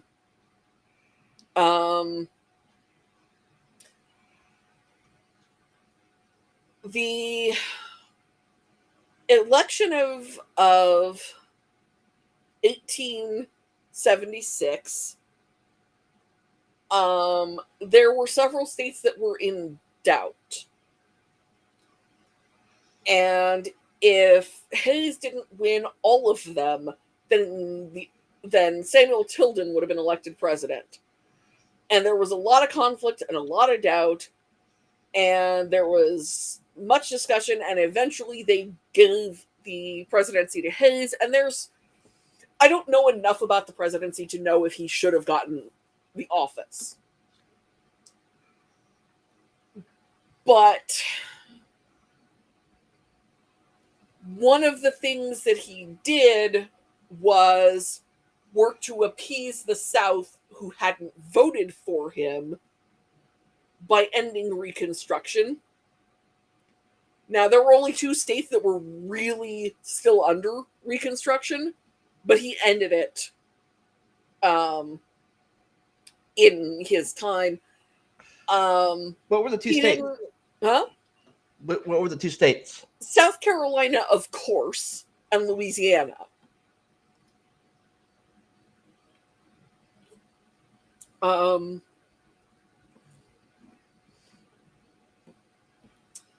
He wanted to protect Southern blacks, but didn't really have the support.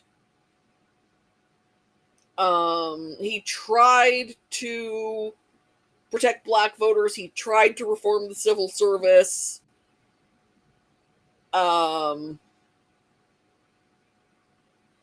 His presidency was during the whole gold standard free silver thing. He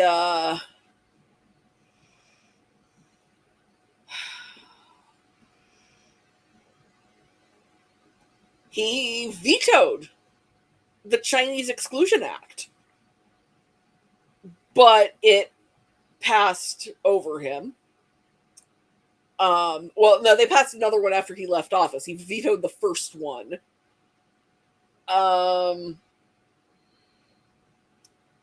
Let's see. There were conflicts with several Native American tribes that were a little bit iffy. He was the second sitting president to have ever traveled west of the Rocky Mountains, or to travel west of the Rocky Mountains. So, that's something. All in all, I think Hayes is B.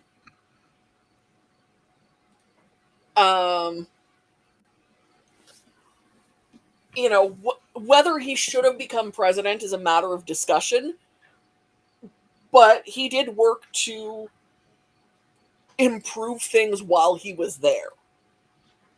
So that's better than it could be. Next, the president was killed by their doctor. Yes, my son actually went to an elementary school named after this president, President James A. Garfield, who is another one who it feels unfair to judge. He supported universal education, including for black people. He worked to appoint black people to prominent positions within the government. He tried to get the Republicans to be a commercial and industrial force to get the support in the South instead of worrying about appeasing racists. The only thing he did wrong was not support a guy he didn't know existed for writing a speech he didn't know existed. If only he had made Charles Guiteau ambassador to France. Did he know Guiteau existed? No, he really, really didn't. But, But he wrote that speech that no one knew about that totally won the election. Yeah, Guteau. Again, I am not qualified to diagnose, but Guteau was probably schizophrenic. I heard he was kicked Um, out. I heard he was kicked out of the sex cult. yes, he was kicked out of the Oneida sex cult, and nobody wanted to sleep with him. Um, Guteau was a character. I would give large sums of real American dollars to see Stephen Colbert play Guteau in a production of Stephen Sondheim's Assassins, because I think Colbert would kill in the role, so to speak. And like I mentioned, he technically he didn't kill him. He would have survived. That was actually part of his legal defense. His legal defense was that the doctors had killed Garfield. And here is the thing, he wasn't wrong.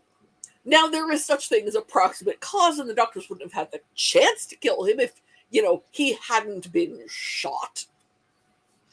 But many years ago now, I read a joint biography of Garfield and Guteau that laid out exactly the medical situation after Garfield was shot. And ye gods. So the first doctor on the scene was actually black and tried to take over. And then this other really prominent doctor, who I'm going to emphasize, was not Garfield's personal physician, but he was a prominent doctor, shoved his way in and took charge regardless of what anyone else said. And he believed he knew the path the bullet had taken. And he was wrong. So he probed the path he believed the bullet had taken with his dirty finger, because he didn't believe in germ theory, and started an infection and opened another wound track through Garfield by poking around inside it with a dirty finger and with probes and all of these other things, because he wouldn't believe that the bullet hadn't gone the way he thought it would. And there's an urban legend that Alexander Graham Bell invented a metal detector to find the bullet in Garfield, and he couldn't do it because Garfield was on an inner spring mattress. And yes, Garfield was, and yes, Bell did, but the reason he couldn't find the bullet was that the doctor who had taken charge would only let him look in the place where he already thought the bullet was. And he couldn't find the bullet because the bullet wasn't where he was looking. And Garfield lasted like 30 days or something appalling like that, in the most horrific pain, and eventually could neither eat nor drink, and it was awful. The medical malpractice involved in the death of Garfield is impossible to overstate. And so Guteau was right that the doctor had killed him. Garfield, honestly, if they just left the bullet alone, Garfield probably would have lived. But he died of infection. Incredible amounts of sepsis all over his body by the end, because of how badly the doctor had handled the case. And nobody would have heard of Chester A. Arthur. Yeah. I mean, Chester A. Arthur was known in certain circles, but he was one of those men who was sent to the vice presidency kind of to get him out from underfoot. So, yeah. But the thing I always say about Garfield, aside from the fact that, yes, the doctors killed him, is that he is the first U.S. president I can think of who would have been genuinely glad to know that somewhere down the line, a black person took the job. I think a lot of other presidents, especially, Lincoln and Grant, would have felt it was inevitable. I think Garfield would have been genuinely happy if you told him, because of his stance on not just abolition, but equality. So, there's that. So it's hard to rank him as a president, because he lived longer than 30 days, but not a lot longer than 30 days. But I do believe that he would have been a good president. And I think he would have handled a lot of things in the South differently. but we'll never know, and so he's got to be C tier because it's not fair to put him anywhere else. Because he didn't do anything.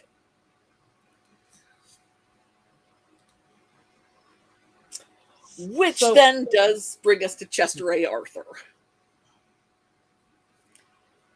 who was part of the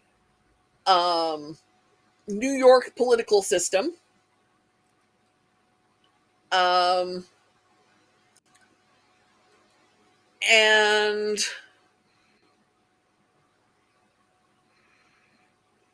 despite his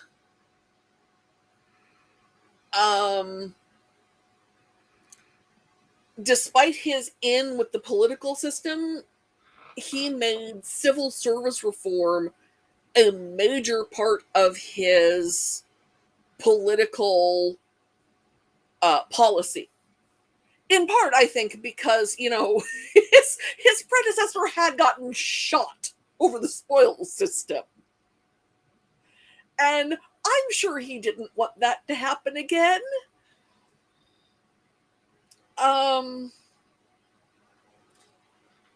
You know, he abolished excise taxes, he simplified tariffs,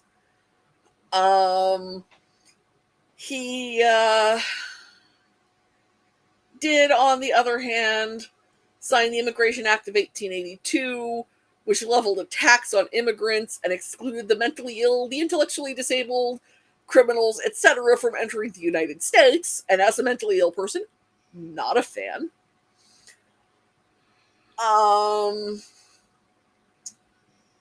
He signed the Chinese Exclusion Act. He was a big fan of a strong navy.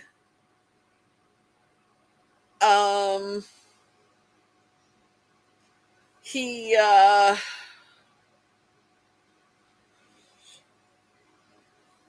didn't really do much to help black people. He didn't really do much to help Native Americans, although that was a lot to do with Congress as much as anything. And he didn't run for office under his own name because he knew he wasn't going to win. So, what with one thing and another, Chester A. Arthur is also a C. Now we get to number 22 and 24. Yes, yes. I will not be splitting up the presidencies of Grover Cleveland because, no.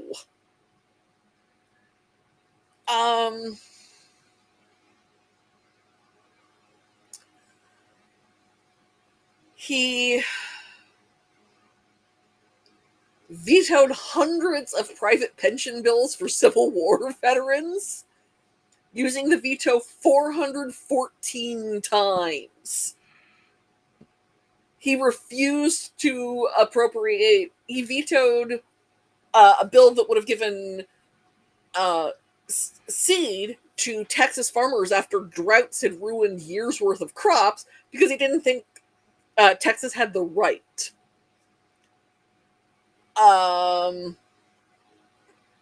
He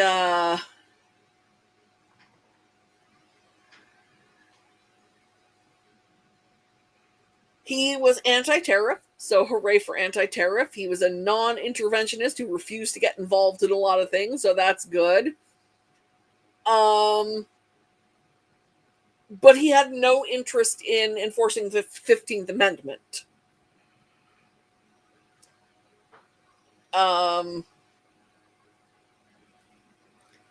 His problem with Chinese people was he didn't think they would assimilate into American culture, and he viewed Native Americans as wards of the state. So that's a lot. There was a panic under him and the second term because of the whole silver thing. He was opposed to strengthening voting rights protection.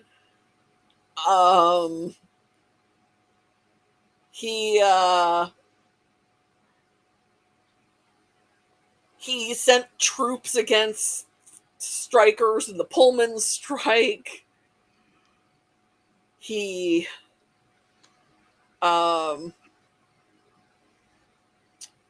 was involved in the annexation of Hawaii.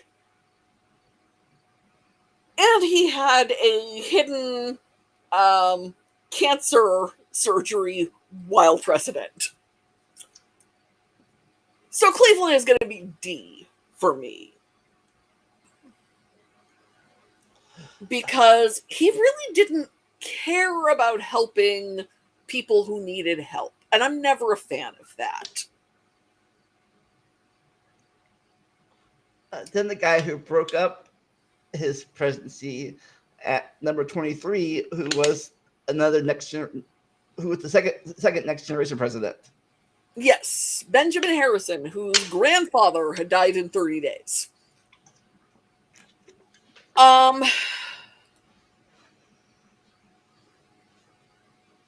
Harrison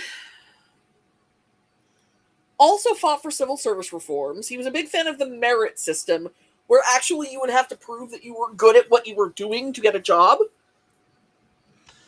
So did Harrison try to undo what Cleveland did, but was Cleveland undoing it again when he got back in office?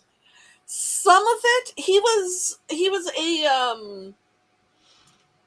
a bigger fan of taking care of the people of the United States, I think, than Cleveland was.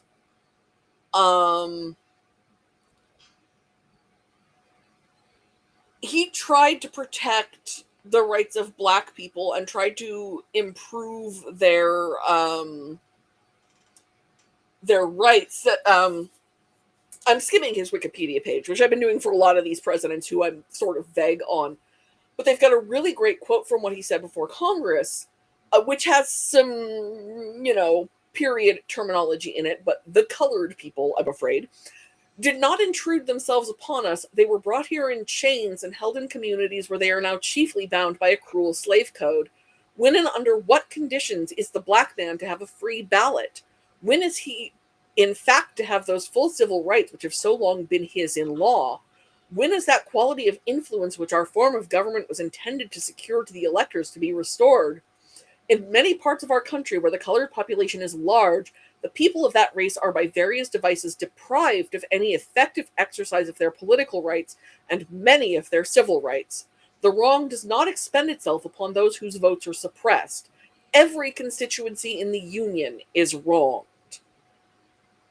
He was deeply concerned about civil rights records for formerly enslaved people and, their children and so forth. He was a big fan of the idea of national forests. He authorized the first forest reserve. He worked towards labor reform.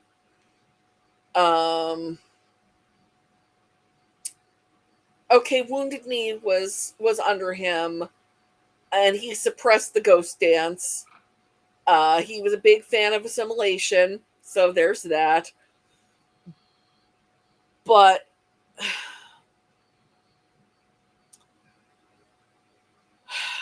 he was one of those presidents of that era who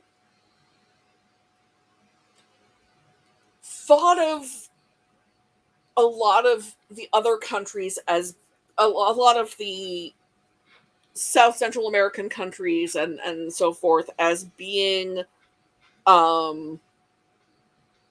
learning how to be real countries, I think I would say. And so his policies there were kind of not good. But I think that Benjamin Harrison really did try to do better things than history remembers. He didn't always accomplish what he wanted to, but I think I'm going to have to put Benjamin Harrison at a B. And then we've got Cleveland again, and we're skipping Cleveland. And then we got McKinley. Oh, McKinley. The president About whom it was said the president has, by Theodore Roosevelt, the president has the backbone of a chocolate eclair. The president during the Spanish-American War. Yeah. Spanish-American War is another one of those wars that's not great. That's not okay with that. Where we got maybe future state eventually, maybe possibly Puerto Rico. Yeah, well, my hopes are for the people of Puerto Rico to get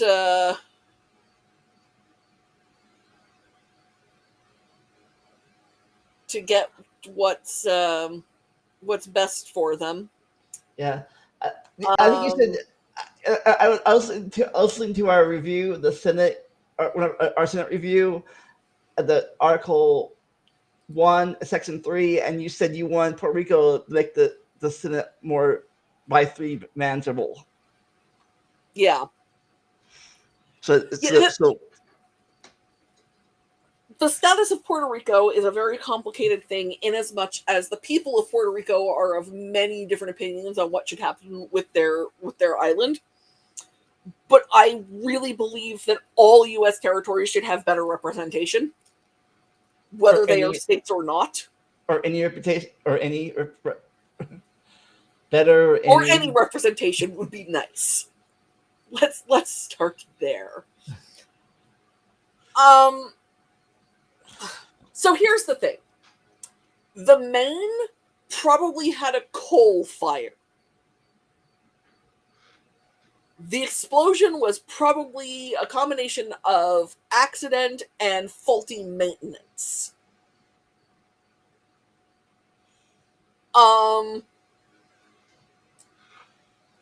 even if the Spanish had fired on the Maine, which they almost certainly did not, the Spanish-American War became blatant territorial expansion. We annexed Hawaii in the aftermath of the territorial expansion, and you can't tell me that was part of Spain. And the Philippines, and Cuba. Yeah. I mean, Cuba was, and the Philippines sort of were, and Puerto Rico was, but Hawaii had been an independent nation that was slowly being taken over by American interests, and the annexation of Hawaii just finished that.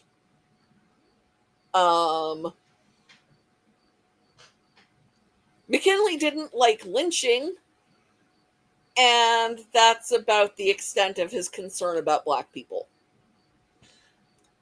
And I think he's another president that might have survived if it wasn't for his doctor, I heard.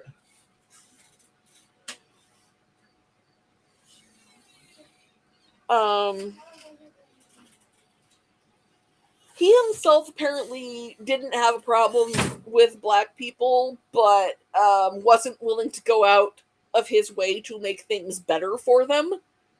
And that's not better.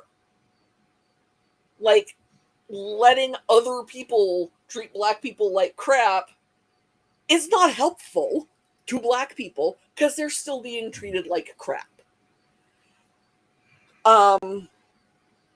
McKinley is D tier because of the war and because of his lack of support of black people. I'm kind of tempted by F tier for him, but at the same time, Jackson is sitting there like, it could be worse. So, yeah. And then when he was shot in the Temple of Light, yes, Pan American Exposition in Buffalo, Theodore Roosevelt became president. Who was like, when another person was like, let's get rid of him by making him vice president. Yeah, that was the whole plan, was getting rid of him putting him as vice president where he would never be heard from again. And at least one person pointed out that put him a heartbeat away from the presidency, using those words, which may have been the first time they were used. But what were the odds that something was going to happen to McKinley? And honestly, as a president, he wasn't bad. He wanted pure food and drugs, which I am a big fan of. He had the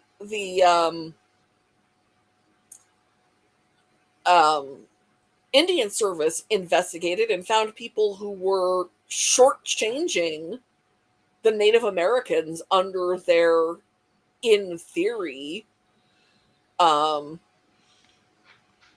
their support. They found corrupt agents who were cheating them out of land. He helped to arbitrate a coal strike, although admittedly he arbitrated it in a way that didn't end with a union. He was a big conservationist, one of the biggest conservationists we've ever had as president. The Panic of 1907, he blamed on the super rich, which, hello. And he got our food not to have people parts in them. Yeah. He became our first president to win the Nobel Peace Prize for negotiating a war between Japan and Russia.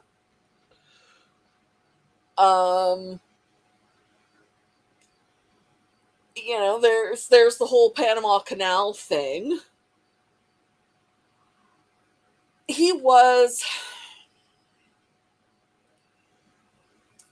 expansionist in a way that I don't like.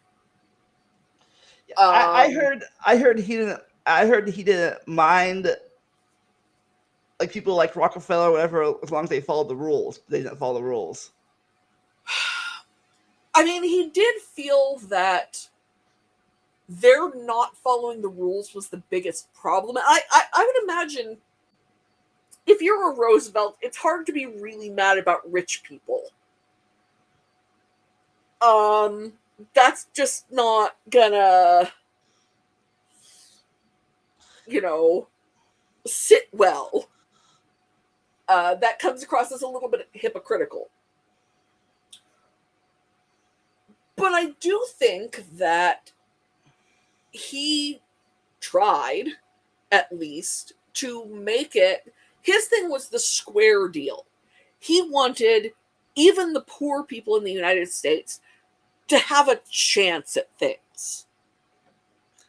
So, honestly, I gotta go with A tier for Theodore Roosevelt. And he's he could have been better, but. And he's also the first president I heard the openly host of an African American for dinner. Yeah, it went really poorly and he never did it again, but he did it once. And by went really poorly, I don't mean that the dinner went poorly, I mean that the reaction was bad. I think others might have done it before, but it was more of a secret hush-hush thing.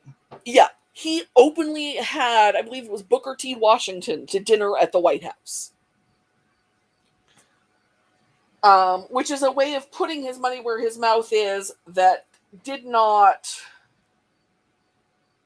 much happen outside that.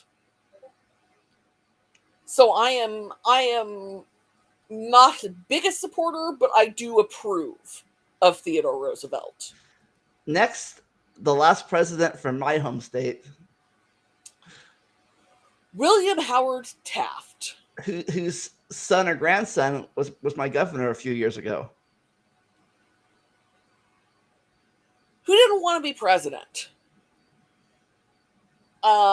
He became president because it's what his wife wanted, by all accounts. Guys,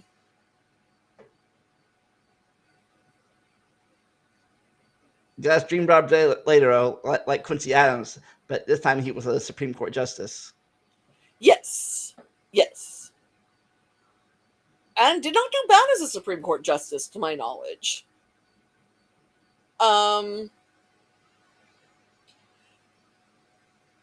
His wife had a stroke shortly after his inauguration, and he made taking care of her a major part of his time, which I think is very sweet. He wanted to restructure the State Department to make it actually useful. Yeah. He was a fan of tariffs. But I think at this time, tariffs had just not become. They were right, but tariffs were running down now because I think this time the 13th Amendment or not 15th, the 16th Amendment was starting to get passed around this time. Yeah, he did try to have free trade with Canada, so that's nice. Yeah, when did it pass again? 1913. I think so. Yeah. And so he was at the very end of it. Yeah, and he tried to have decent diplomacy with places south of the border, except for the part where basically it was invest in the other countries so that U.S. interests would be protected because it was our money, which the people who actually lived in those countries were less fond of. Yeah. We're going to talk about the myth. Oh, the bathtub? He did not get stuck in the White House bathtub. He was a large and heavy man, but there's no indication he ever actually got stuck in the White House bathtub. And he lost a lot of weight after he left the presidency, which is another one of those indicators he didn't want to be in there in the first place.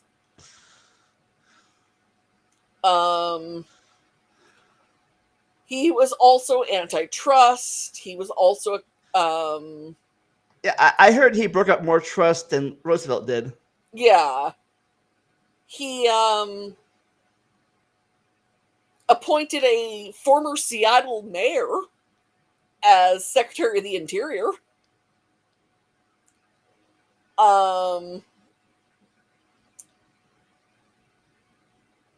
But he was not as much of a conservationist as Roosevelt was. That was one of the things Roosevelt didn't like about him.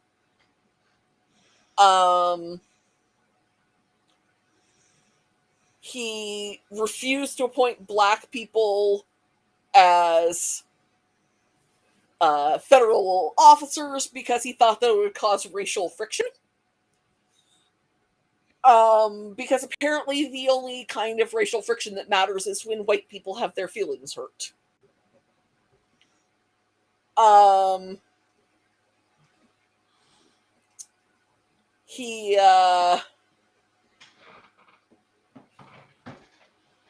He supported free immigration, so that's something. But I can only give Taft a C. The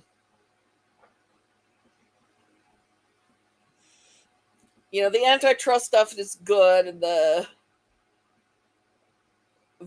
trying to not send armies to keep our diplomacy was good.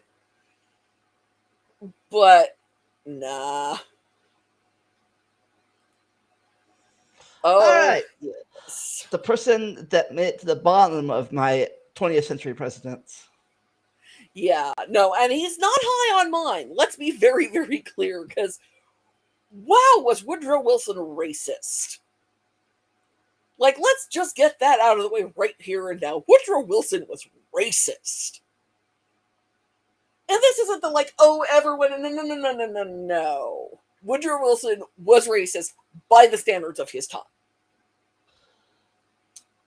We talked about earlier how Grant had not successfully, but pretty much muted the KKK. This guy is like, let's bring it back. Yeah, Wilson had no problem with the KKK coming back.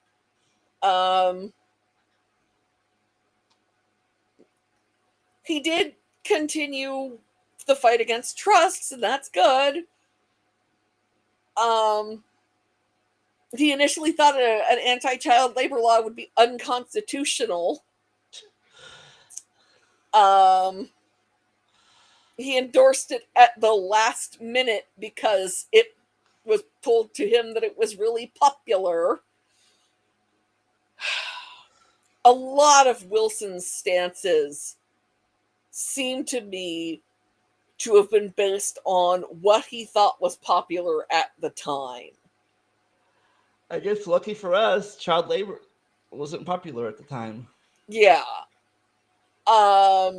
He kept us out of the war until he didn't. And he wasn't really interested one way or the other in prohibition.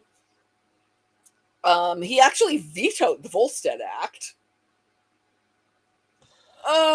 He opposed women's suffrage in 1911 because he believed women lacked the public experience needed to be good voters.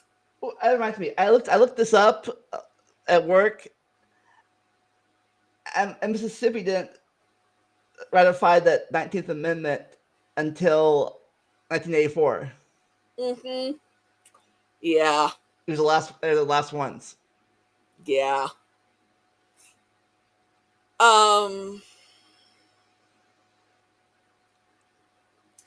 He wanted to run for a third term despite having had a stroke and having been temporarily incapacitated. Oh yeah. Under him, we had our first woman president. Yes, we did. Yes, and her name is my legal name. So, despite that, Woodrow Wilson gets an F.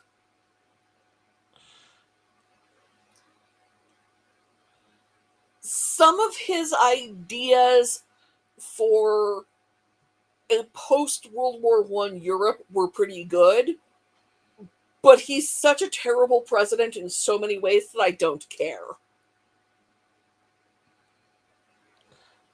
And now Yeah.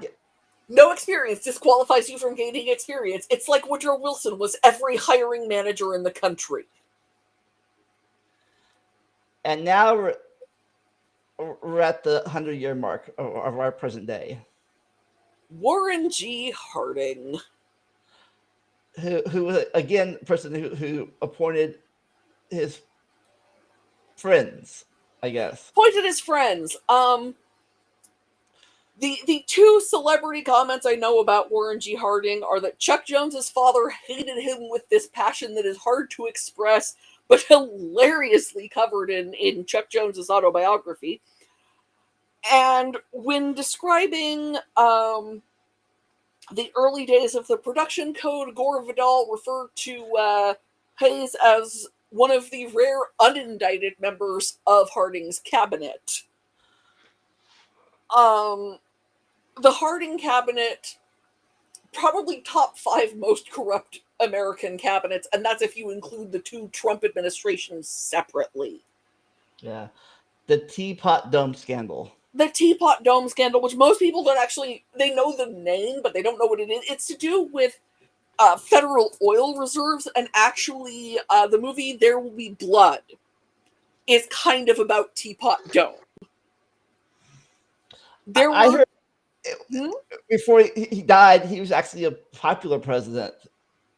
He was popular president, and then after he died, we learned more and more and more about him, and yeah.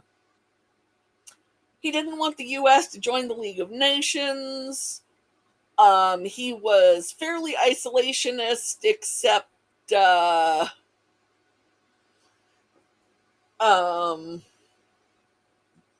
yeah, no, he was just isolationist.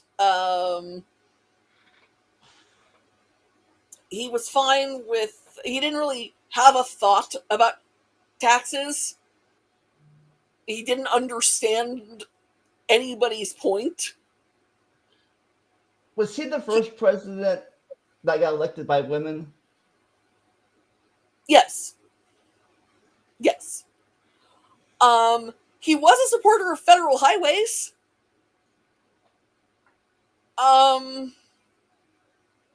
He was a big fan of government and a big opponent of organized labor.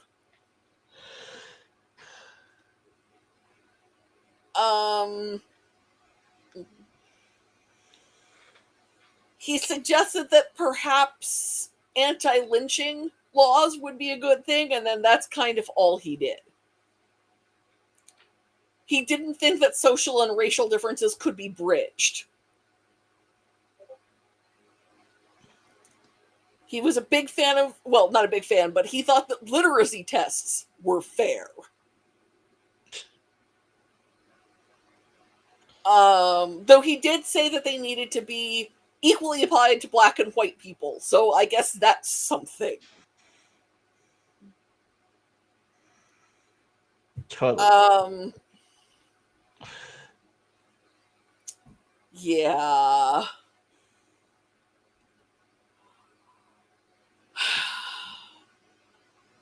I'm going to put Harding at a D. I was thinking. It probably would have been an F if he had lived longer. Because he only served 2 years. But my God, did he do bad in those 2 years. Then we got Coolidge. Oh, Coolidge. Coolidge was, I mean, the whole Silent Cal thing, yes. But also, he didn't really think the president had a job that was more than ceremonial. He was the president during the Roaring 20s. Yeah. He opposed regulation, just kind of generally. Did he support or like secretly oppose the prohibition? I'm not sure he cared. He opposed farm subsidies. He was not a big fan of flood control. He didn't like the Klan. No known Klan members ever got appointed by him. But he also didn't condemn the Klan. He was a fan of equal rights but refused to do anything about it. He didn't care about world affairs. I just... Was he another one of those? He was a there president. He was there, and he didn't show any interest. And I'm going to give him an F because I really think, there are so many comparisons between Harding and Trump. We'll get there. I'm going to give him an F because I think that if he had done anything, at least some of the upcoming failings of the 20th century might maybe have been lessened, if nothing else. But he didn't do anything. Next, the guy who gets, I don't say unfairly blamed, but he didn't really help matters very much either. I don't think you could fully blame the Depression on Herbert Hoover. I think you have to start by blaming Coolidge. But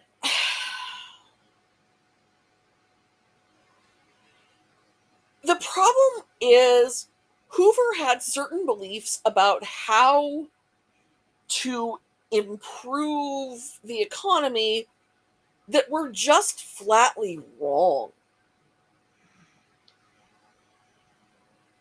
He was a very hands-off person on the economy and didn't believe that the government had any right to directly provide aid.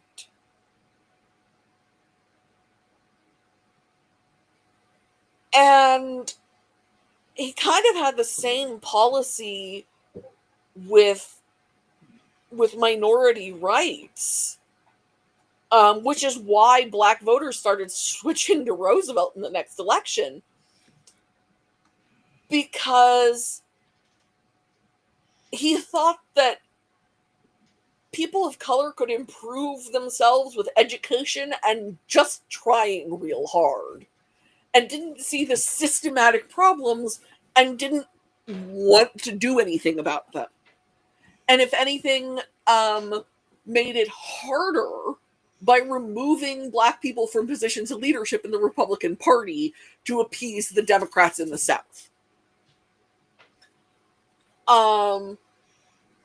A parallel to current events is that he deported enormous numbers of Mexican Americans, many of whom, somewhere between 40 to 60%, were U.S. citizens, and he sent them to Mexico anyway.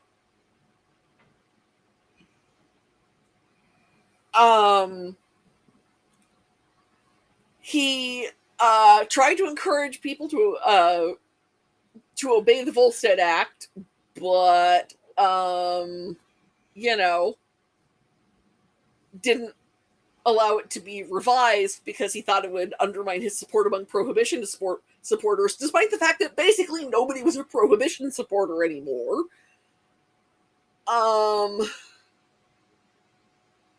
He didn't really care about the rest of the country. The thing is Hoover had a lot of ideas about what would make the country better that were wrong. And yeah, it is fair to blame him for how badly they failed, but it's not like he caused the buying on margin and the boom bust cycle and all of that led up to the Depression. You've got to blame at least, 15 or 20 years of leadership going before then. Like I said, he wasn't to blame, but he didn't really help. He didn't really help matters. Yeah. Like, you can't blame him for everything, but putting him above D would be incorrect. And honestly, I lean towards F because he couldn't learn, is what I think gets me, is he refused to learn from the failure of his policies. Right. The next one. And one. now we've reached the president. I don't have to look up. Yeah. As good as he did, we can't without talking about Order 66. Yeah. Franklin Roosevelt. I put as S tier. With a full acknowledgement of his failings, Franklin Roosevelt is one of the greatest presidents we've ever had. Because he overcame enormous amounts of inertia in the belief that the federal government couldn't do certain things, and worked towards actually having the federal government do these things. And yeah, this is a problem that the New Deal still had a certain amount of racist tendencies, and thanks be to Eleanor, not as bad as it could have been, but there were racist policies baked into the New Deal. But there were also specific benefits aimed at minority populations. One of my favorite New Deal programs was the Federal Theater Project. And they had Yiddish language theaters. Not pre-Yiddish, actual Yiddish. And other theaters aimed at minority communities so that it wouldn't just be aimed at the white majority of the country. And that's really awesome. A lot of people in Hollywood, including some Black actors, got their start through the Federal Theater Project. And the Federal Writers Project did the fugitive slave narrations, or the former slave narrations, and all sorts of great things that were aimed at not just the white population. And so while there were racist policies, it wasn't exclusively racist policies. And so I think he needs to get some credit for that, especially because this was still in the days where the Democrats, and he was a Democrat, were the party of the Southern elites and were still a very racist party.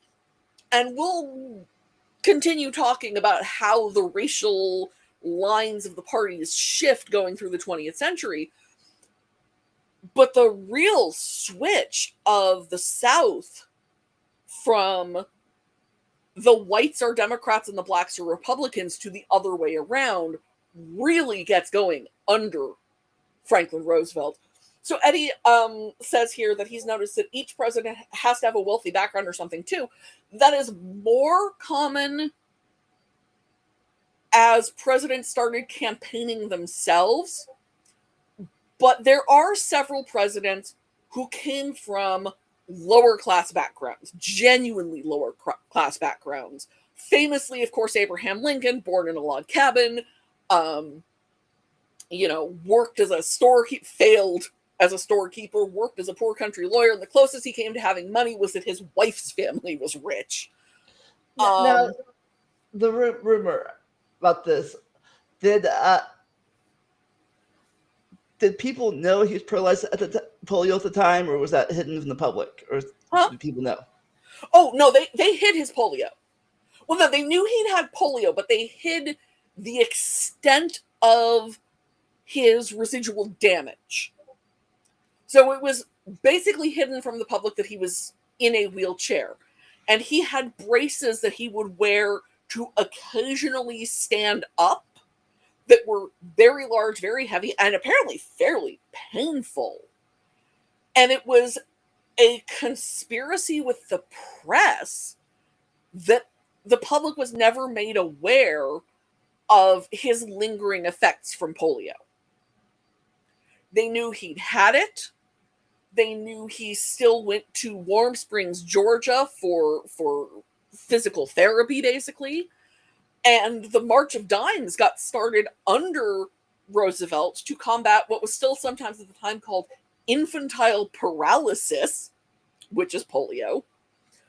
And the real drive to a polio vaccine was the initial drive of the March of Dimes, so that no one would go through what FDR had.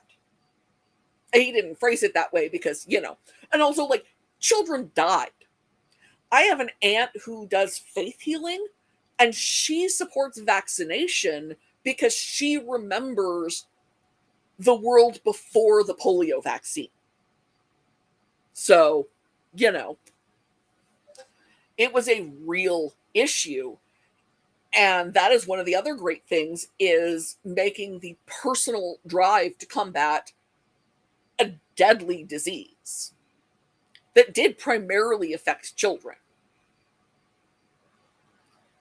My mom and my favorite aunt both had polio as children, and both ended up with messed up feet because of it. And, I sometimes feel like Franklin Roosevelt was one of the only people in the United States who have actually read a certain German book, because he was not isolationist and he was not a member of the German-American Bund. And I mean, for one thing, he was of Dutch ancestry. But anyway, he was very strongly, no, that guy's bad news. We need to be careful of him and we need to fight him, and it will come to the US versus Germany. So, that's the real reason he kept running for office. I am such a passionate Franklin Roosevelt supporter.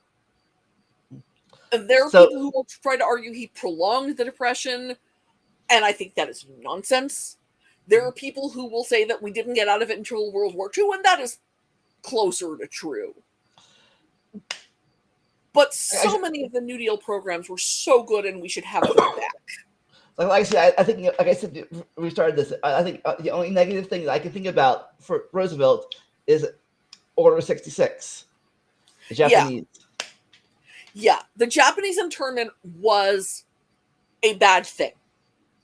I don't know what. Wasn't that mainly in your area too? The Yeah, West Coast? actually, my maternal grandfather was in the army during World War II. He was an officer who served at the Santa Anita racetrack, and that is why my mother and then my mother grew up in, and then later I would be born in Arcadia, California, because of the Japanese internment, which is a very weird thing to learn about yourself when you're in your 30s, kids. But I did. That's when I found out this piece of family history was I was like 35. Um, Are they still around? Can you visit them? They a lot turn. of the internment camps, well, I mean, the Santa Anita racetrack is back to being a racetrack. So, that was always a temporary camp. But there are certain of the camps that have been more or less preserved. The Manzanar camp in rural Eastern California, I believe, is a national landmark. It's still there. You can still visit it. And you can see just how desolate that area is. And thousands of people, most of whom had been, there were a lot of people who'd been fishers.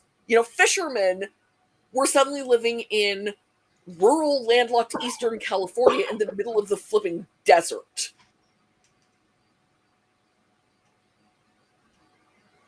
And they were in half-finished barracks.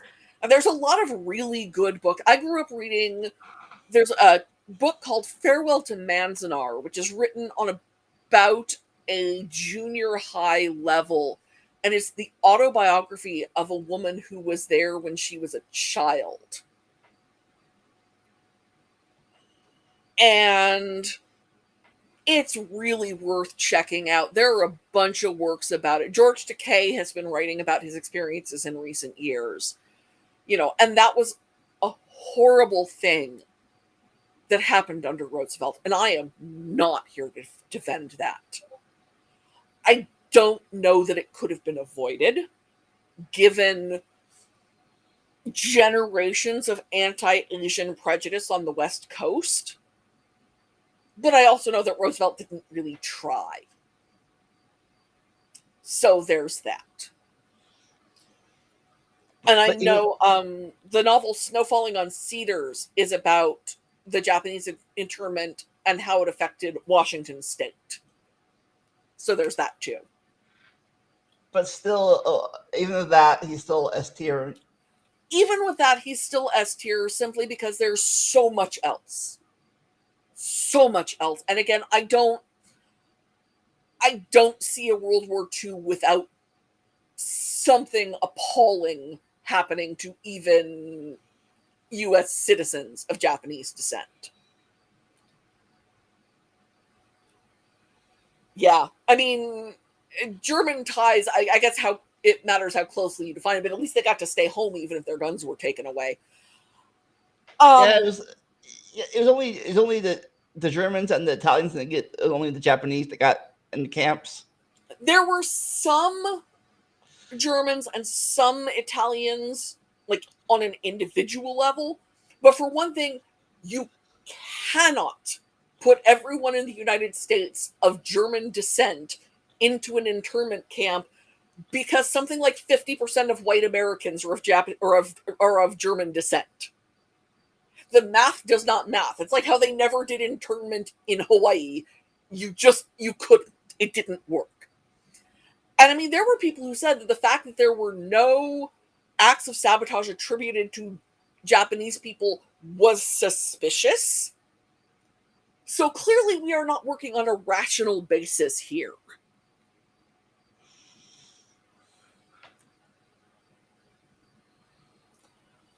And then we get the Truman. Truman. The worst thing with Truman it's one of those where it's really hard to blame him. He was compared to a little boy on a sled who couldn't stop and who couldn't slow down and who couldn't even turn aside when it came to the bomb. The program to build the atomic bomb had obviously started under Roosevelt, and then Roosevelt died, and suddenly Truman has this enormous bomb program. And I said for years that I would not have wanted to have been in his position to make the decision about whether to drop that bomb or not, because there's so much going on with that. And the start of the Cold War is under Truman, and that's also, The Truman Doctrine. Yeah. I will say Truman desegregated the United States Army. And he's also another one. He's also another one of the presidents that took advantage of the I'm in charge of the military clause. Yeah, fired MacArthur, and well done there. He's one of our last presidents.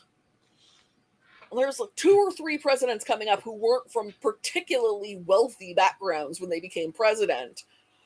He was, and I left the word, which is why I use it, a haberdasher originally. And he was, I think he was solidly middle class, but he was only middle class. He was let's say he was interested in civil rights by the standards of a guy from Missouri in the early 20th century. Let's go with that. It could have been a whole lot worse. I put Truman as a B. Then we got our first World War II war hero. Yes, Eisenhower, who's another one of those presidents who nobody knew what his politics were. Which, don't get me wrong. Yeah, weren't both parties recruiting him for? Yeah, both parties were courting Eisenhower because they didn't know. And I fully approve of that, because I don't think that generals should make their politics known. I think that it's nobody's business what a general's politics are. And he took office as a Republican and then proceeded to not do terribly much, though he did, support civil rights to at least a limited extent. He, unlike our current president, he's a National Guard for good, and yes, Mississippi, I think his biggest failing was in kind of. Or was it Arkansas? It was Arkansas. It was Little Rock. Actually, a future president went to the high school that had the National Guard sent to it. And he made the highways. Yeah, because he'd admired the Autobahn system, and because back in the 1920s he tried to drive across the United States as part of an army convoy, and it took a freaking month. So the National Highway System was an Eisenhower project. Eisenhower's another solid B, even though he didn't do a ton. What he did was good. And then when Nixon was running for president in 1960, they asked him for a decision that he'd let Nixon make while vice president, and he said he couldn't think of any. And I just think that's funny. I had a funny thing about the Nixon debate. At the time he was a young guy too. Yeah, people forget how young Nixon was in 1960. Not quite as young as Kennedy, but still, Nixon was another, up-and-comer in the Republican Party. I don't know if it's true or not, but I heard the rumor about how about the people on the radio liked Nixon better, but the people on TV liked Kennedy better. It's not true. It is true that Nixon did not look good on TV. He refused to wear makeup, and he had really dark beard hair, so his even though he was shaved, it looked like he wasn't. I've known people who just always looked like they were unshaven, no matter how recently they've shaved, because of how dark their beard hair was. And And he looked really tired, probably because he was really tired, but also because, TV. But it had more to do with age, which is part of why The Divide looks the way it does, because younger people were more likely to watch it on TV and older people were more likely to listen to it on the radio.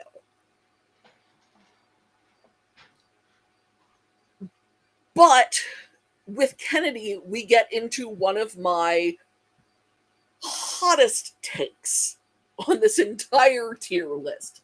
And I've had a couple of hot takes. The Washington thing is a fairly hot take, and I freely acknowledge that. But my hottest take is putting Kennedy at a C. Because he did some good,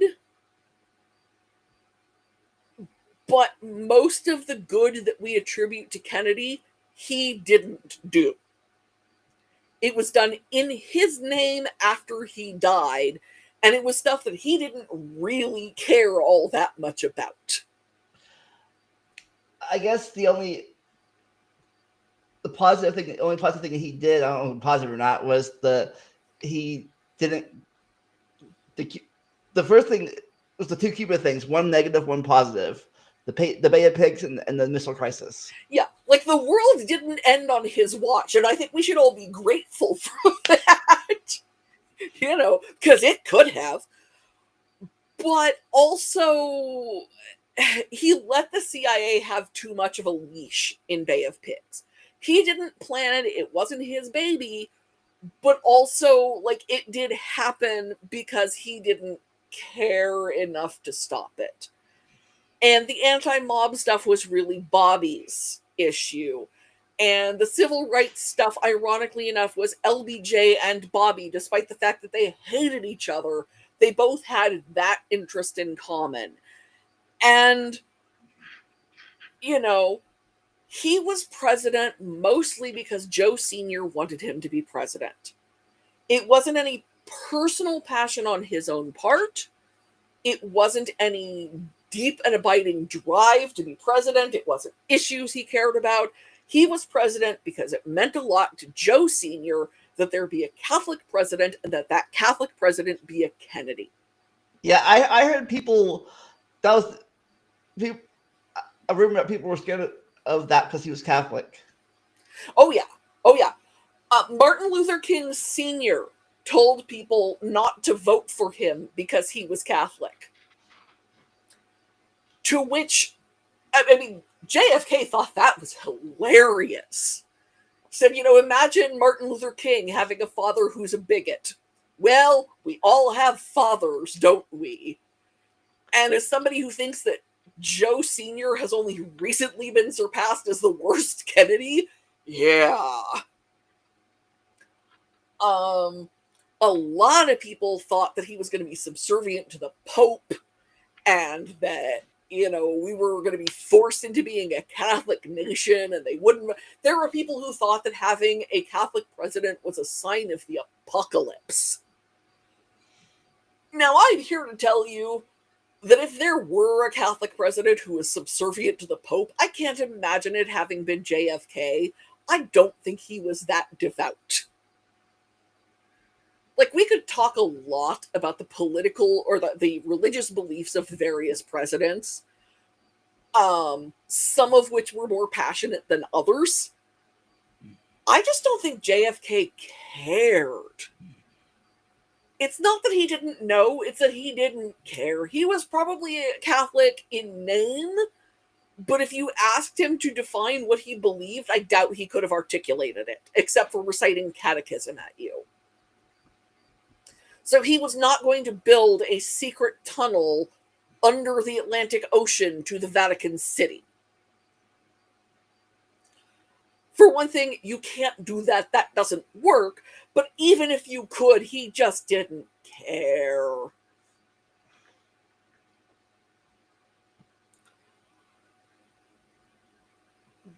But he was followed by LBJ.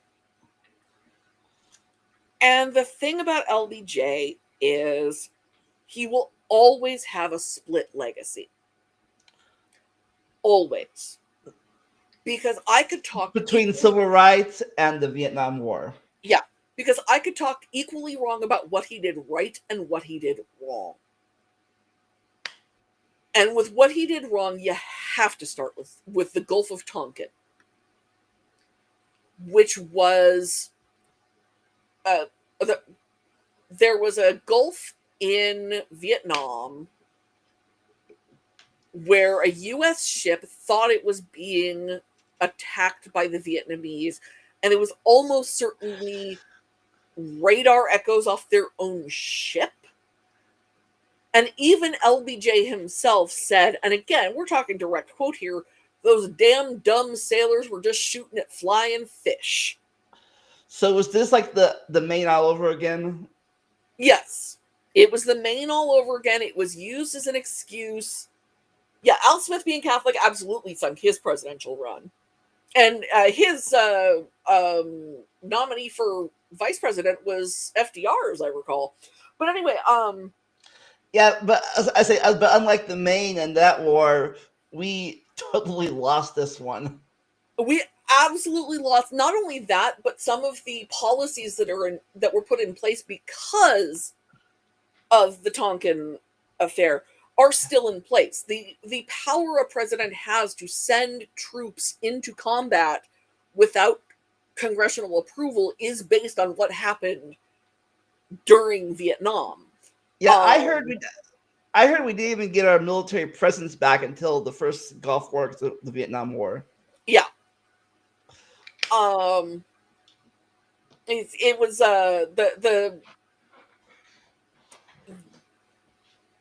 the law that gave him the policy to send forces into Vietnam was like grandma's drawers that covered everything or something folksy like that. And he escalated so bad and so much. And I think it was because he felt that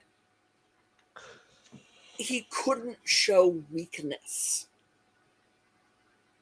I think that was LBJ's greatest failing, was an inability to correct course. And that's why Vietnam kept escalating and kept escalating. And let's be very, very clear about one thing. Kennedy was not going to remove US troops from Vietnam.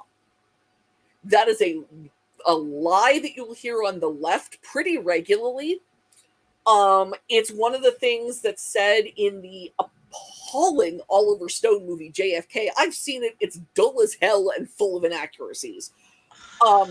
But one of the things he says is that the reason, I guess these days we'd call it the shadow government, was going to had Kennedy killed, was that he was going to remove troops from Vietnam, and that's utter nonsense. If he had lived, the speech he would have given at the Trade Mart would have been about the importance of keeping our troops in Vietnam. Would we have stayed in Vietnam without expanded presidential powers? Possibly, but not to the extent we did, and I think we would have left a lot faster. Sarah, people absolutely believe that Kennedy was going to get us out of Vietnam. Oliver Stone probably still believes that. Yeah, we at the time we were still like more of a support in the actual fighting force at the time. Yeah, they were early advisors is the term that gets used today, and my father was one of them. So every time I see newsreel footage from Vietnam in the early 60s, I keep an eye out to see if I can see my dad. We talked about the negative, so let's talk about the positive now. The positive, the Voting Rights Act, Medicare, the war on poverty. The war on poverty, if it had been allowed to go to its full extent, would have been one of the greatest social policies in world history. And a lot of the stuff that LBJ passed, including the Voting Rights Act and including expanded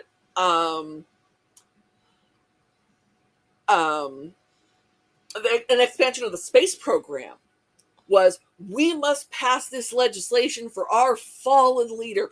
Never mind that JFK only marginally cared about the space program and only marginally cared about civil rights. LBJ cared a lot about them and was able to push and knew that our fallen leader was a button you could push. Holly, I don't know why people believe Oliver Stone. Because they want to. Because Oliver Stone presents a vision of history that it would be nice if that were true. I actually don't think a lot of it would be nice if it were true, because among other things, the gay mafia killed JFK, according to him. But anyway, God, it's a terrible movie. I cannot express how little I like that movie. But anyway. Then we got to get to his quote, "We have lost the South," or something like that. We have lost the South for a generation, he said, as he signed the Voting Rights Act. And he was willing to do it because it was the right thing to do.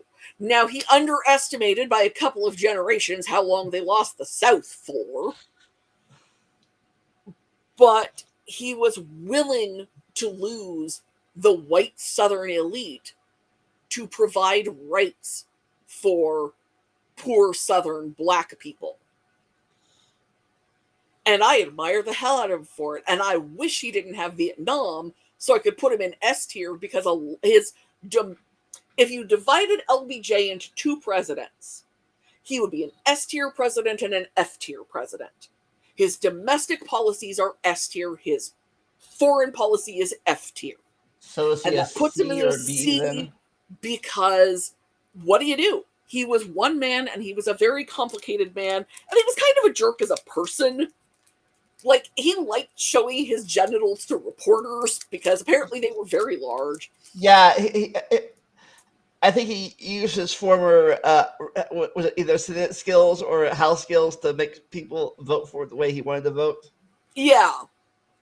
And, he blackmailed people, and one of his favorite pranks was he owned an aqua car, and he would drive into the lake on his property in the aqua car screaming that the brakes had gone out without telling people that the car could float. Like, LBJ was a complicated man, and I'm not going to pretend otherwise. But he's another one who had a really great first lady, because his wife was in on highway beautification. And the reason that American highways aren't fully plastered with billboards was because Lady Bird Johnson wanted people to be able to see the scenery as they were driving. So, yeah. All right. Now we get to Nixon, who's another one that there's family connection for with my family, because my grandmother went to kindergarten with him. And he went to Whittier College, where my favorite aunt for a while was the alumni director. So there's a picture of my aunt and Richard Nixon from some alumni affair. And there are some good things to say about Nixon. Not a lot of them. The EPA. The EPA. Big fan of the EPA. I'm a big fan of the annual cost of living adjustment for Social Security, which passed under Nixon. Getting us out of Vietnam. He did get us out of Vietnam eventually. One of my favorite stories is that Stephen King voted for Nixon in 72 in 68 rather, because Nixon said he had a secret plan to get us out of Vietnam, and as Tabby puts it, and Steve believed him. And then he, in the 72 election, one of almost clean sweep. Uh-huh. Yeah, and the whole Nixon went to China thing and stuff. Nixon was not a fully terrible president. But you have to talk about the corruption and the racism. We'll not forget the racism. Eventually, me and you are going to talk about, and maybe hopefully Maya too, about the Southern strategy. In more detail than today. But the Cuyahoga River runs smoking through my dreams, as Randy Newman put it. But the thing about Nixon is And you can psychoanalyze him for days. And again, I've said it before, I'll say it again, I'm not qualified. But it is true that he had a very personal need to gain and hold power. And did not really care who got thrown under the bus as part of that need. And therefore, we get the Southern strategy, which was basically convincing the old school Southern Democratic Dixiecrat leadership to switch to the Republican Party and support Nixon instead. And that is where the parties finish shifting, because as we've established, this started under FDR. But when they finish shifting which party is supportive of minorities and which party is supportive of the old school white power structure, is with Nixon and the Southern strategy. And from Nixon on, the Republicans are no longer fighting for civil rights legislation. Nixon did not care about civil rights legislation. He found that he believed they were all communists. You know, he thought they were communists and subversives and were going to ruin the country with their wanting equal rights and to be allowed to vote. He was the president of Woodstock. Yeah. And he didn't understand why young people didn't like him. It's a way I kind of feel bad for him, because he couldn't get why anybody who was of his people didn't like him. Yeah, I think we talked about fast. I think we talked about this a little bit during one of our previous talks, but if a certain anti-vaxxer's father had not been killed, would he have been an opponent in '68 to Nixon getting elected, or Nixon still got elected? I firmly believe that Nixon would not have gotten elected in '68 if it hadn't been for Sirhan Sirhan. And I will tell you what else, I think Nixon believed that too. And here's the thing, is people will tell you that Nixon's enemies list was genuinely political opponents who were out to get him. But Paul Newman was on the initial enemies list. And like, yeah, you know, a Democratic congressman from California I can get. And the president of the United Auto Workers I can get. But Paul Newman does not strike me as one of the 20 people who were most likely to be enemies of Richard Nixon. One of the enemies on the list was a journalist named Daniel Shore, who read the list live on the air for the first time he'd ever seen it, and got to his own name on the list. Hunter S. Thompson was apparently offended that he wasn't on it. Nixon, again, not to diagnose, but I do think there's some paranoia going in Nixon's... Oh, yeah, no, the presidency has changed vastly in many ways and has not stayed... Some of the changes have been temporary. There's been a lot going on with the presidency. How much power the president has ebbed and flowed for 150 or more years.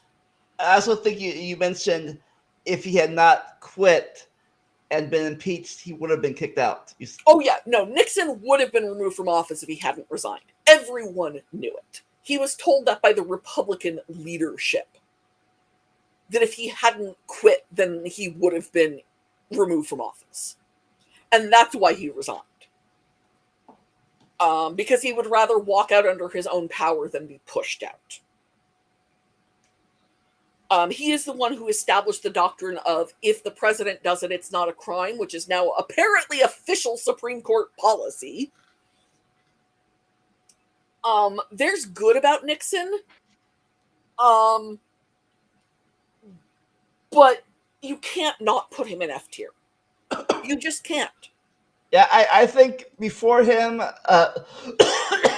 people gave him leeway, but after him, the press was fully, we can I mean, the press never liked him, from what I can about, tell. I mean, presidents in general. I mean, the press Oh, yeah, usually, no. The press was willing to hide a lot with past presidents. We talked about the conspiracy about FDR and his polio.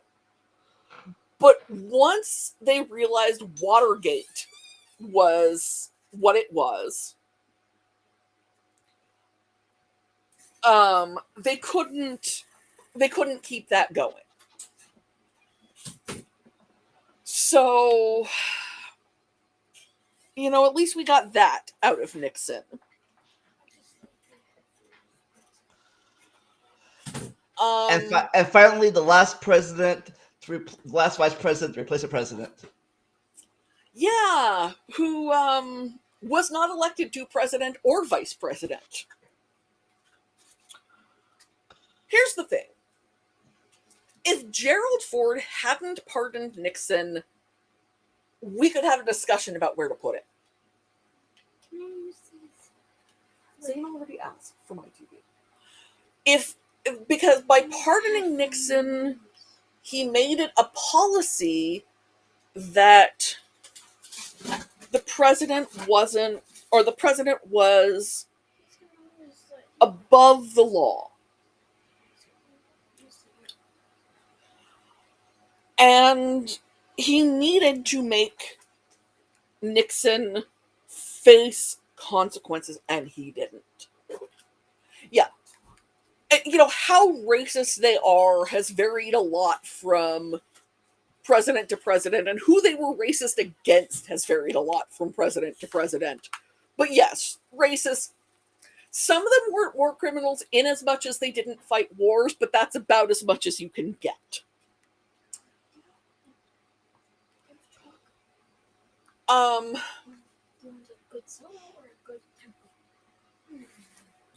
But Gerald Ford is responsible in some ways for the situation we're in by not seeing to it that Nixon faced consequences. And if he had made it established policy that presidents face consequences for their negative actions while in office, the world would look very different today, and we will get to a couple of examples of that. So, since I also can't name anything good that Gerald Ford did, Gerald Ford 2 has to go down in the F. All right. Now we're in the presidents of our lifetime.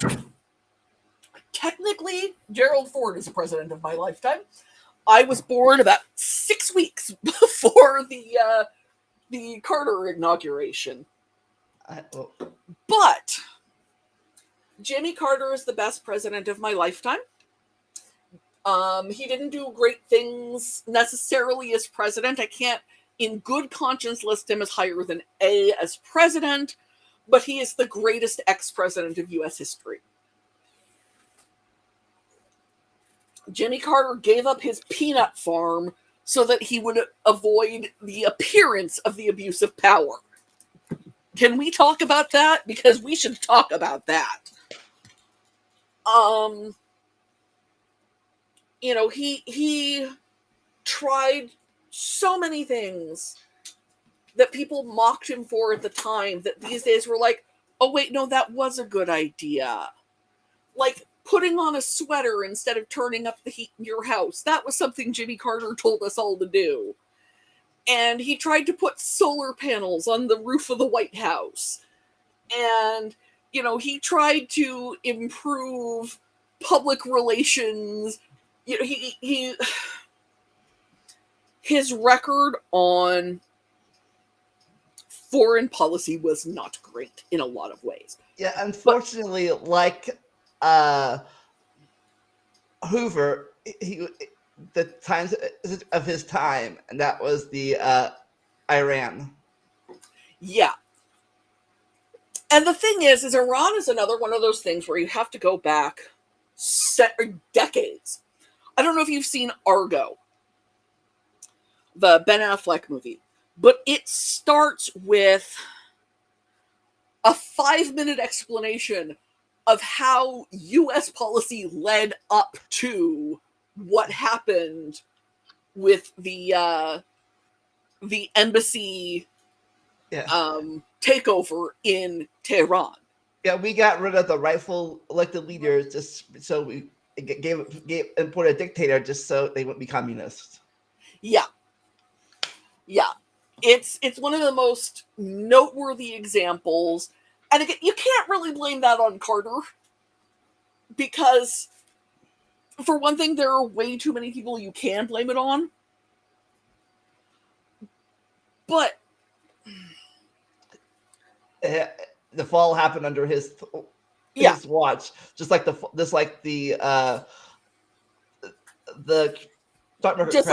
depression happened under Hoover. Yeah. And he made mistakes when it came to how he handled it. And I won't claim that the U.S. itself had a perfect civil rights record, a perfect, human rights record under the Carter administration. But what happened with the embassy, it's hard to pin on Jimmy Carter.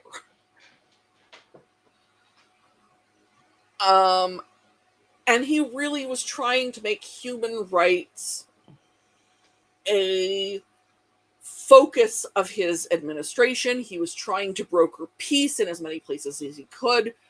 And God's love us, if he had won in 1980, he had a comprehensive public health policy in plan that would have included proper mental health treatment in the United States. I could weep knowing what we lost when Jimmy Carter lost in 1980.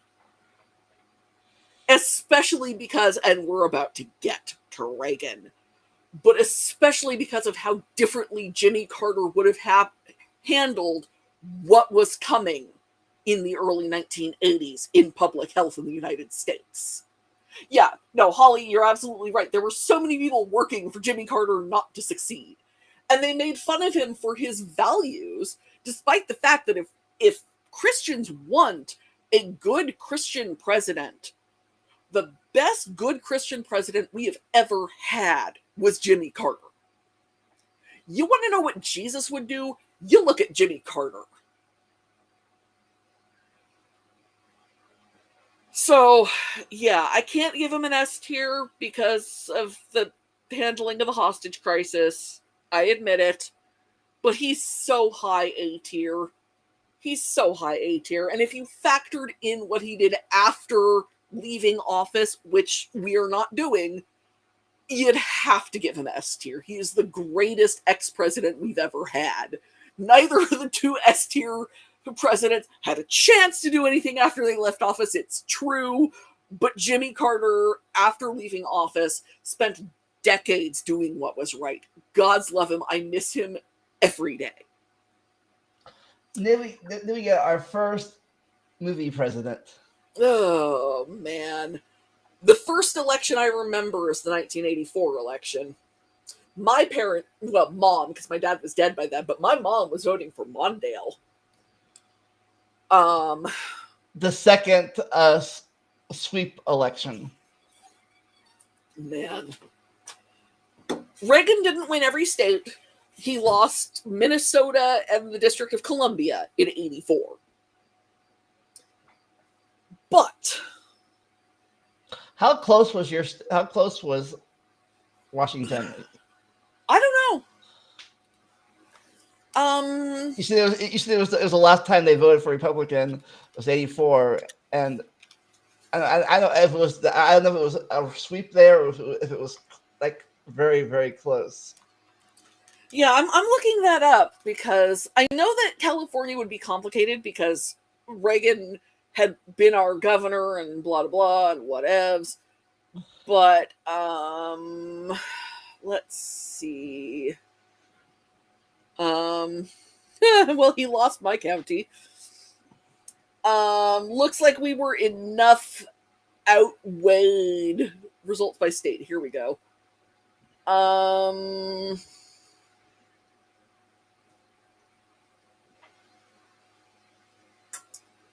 Let's see. Reagan got 55.82% of the vote to Mondale's 42.86. So like a 5%, give or take. Yeah. He won by 12.97 points. Oof.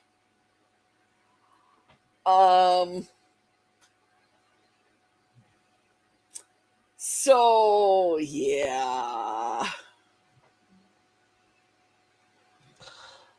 We were not even close. So the two negative things that I definitely know of are the AIDS crisis and trickle-down economics. If Jimmy Carter had been in office, the AIDS crisis would not have been anywhere near as bad as it was. Because one of the first things that Ronald Reagan did was gut the public health system. Sounds familiar. Yeah. It turns out that gutting public health kills people. We learned that in the 80s. Apparently, we're learning it again now. I remember the early days of the AIDS crisis when they were first.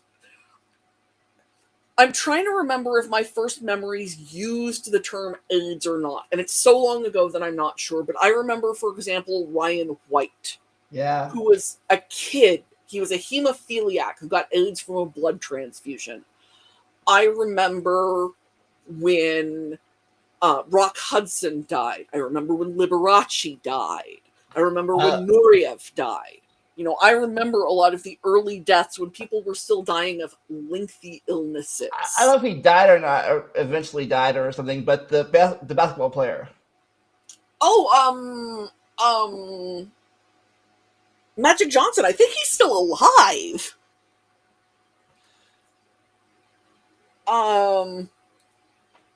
Because, it turns out that you actually can live a really long time with AIDS if it's properly treated. And there are millions of people who are dead now. Yeah, no, he's still alive. 66 years old and still alive. And an estimated net worth of $1.5 billion, ye gods. But he can afford proper treatment. And in the early days of the crisis, it wasn't seen as a priority because only gay people were getting AIDS. And as far as the administration was concerned, that was just what they got for being gay people. And some other people were getting it too, but they were collateral damage. And it was only when, quote unquote, normal people started getting it that anybody started caring. And Elizabeth Taylor cared a lot when Rock Hudson got diagnosed. And you'd start getting celebrities. One of the things I like about Princess Diana, oh yeah, Roy Cohn died of it, but that's just satisfying. One of the things that I like about Princess Diana in retrospect is that she was one of the first celebrities who was ever pictured touching people with AIDS. In the days when there were still people who thought that you could get AIDS from being in the same room. Oh yeah, the sharing a drink thing and the other stuff. Yeah. She would hug these little kids with AIDS. And that was just astonishing. And it's one thing that I really admire about her, is that she was willing to do that. Reagan didn't say the word AIDS in context of the disease until well into his second term, after Rock Hudson, his close personal friend, had died. So, if we we'd had Jimmy Carter in 1980 instead of Ronald Reagan, millions of people would be alive. Well, would have been alive. Who died of AIDS. Howard Ashman probably would have lived. Can you imagine a world where Howard Ashman would have lived longer? The music we would have gotten if Howard Ashman, Angela Lansbury did a lot of people did a lot. But the Reagan policy was towards austerity, and austerity kills. And which gets us solidly into Reaganomics. Trickle-down economics is what he called it. Voodoo if you give economics. the rich more money, the poor eventually will get money. Yeah, no, if it's allegedly, if rich people get more money, then they spend it and poor people slowly get... Well, no, Reagan may not have had close personal friends, but he claimed Rock Hudson was a close personal friend. Anyway, if rich people make more money, then obviously, eventually, poor people will get the money because the rich people spend it and it'll trickle down through the system. This is what economists call hot garbage. That's a technical term. Yeah, I think the reality is more trickle up economy. Trickle up economics is so much more effective than trickle down economics. Because you and I are poor people. What happens if we get an extra bonus of money? We buy more food or buy better we stuff. Spend it. More food, clothes, going to the movies, maybe if I had enough money, maybe I'd hire somebody to landscape my damn yard. There are all kinds of things where we would spend money. And then the ones that what we could say we put in the bank would allow the bank to circulate more money. Yeah, the thing is rich people can only spend so much, which means that a lot of their wealth gets hoarded. And if you're hoarding it, it's not circulating and it's not providing benefit to the entire economy. And since the rich people don't pay taxes, that's not going back to the federal economy. Yeah. And Reagan, as established, was hacking away at the social safety net so that his rich, we'll call them associates, including, himself, his Hollywood friends, what have you, didn't have to pay as much in taxes. Under Eisenhower, the highest income bracket was in the 90%. And the way taxes work is it's not you pay 90% of everything you make in taxes. It's you pay X percent to such and such a level, and then the next level of earning, you pay a higher percentage and so forth. And above a certain point, 90% of that goes to the government. That is how the income tax brackets actually work. And that is why rich people's taxes are more complicated, and that is why poor people are more likely to get audited by the IRS, because their audits are easier and therefore cheaper. Kamala Harris was going to hire a bunch of IRS agents whose whole job was auditing rich people. So, yeah.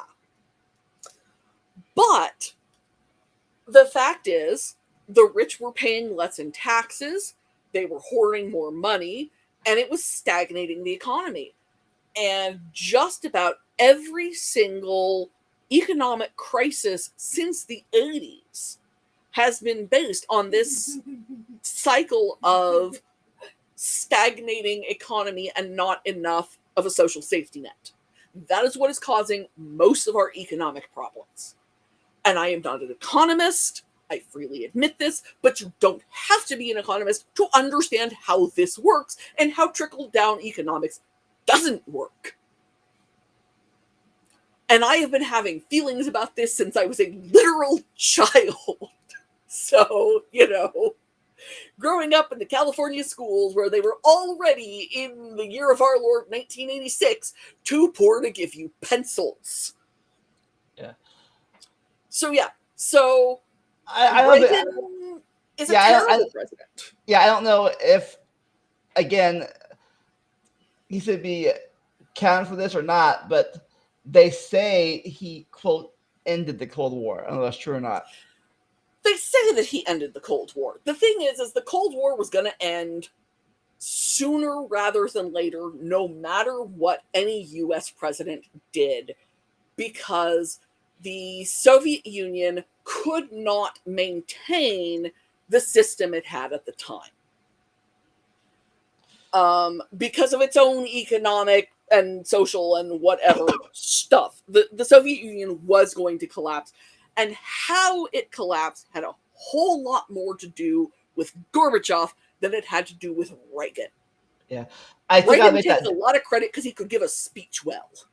Yeah, I still gotta make that joke. I still gotta make the joke that I've said before. Mm-hmm. He said, "Tear down this wall," and the current one says, "Let's build a wall." Yeah.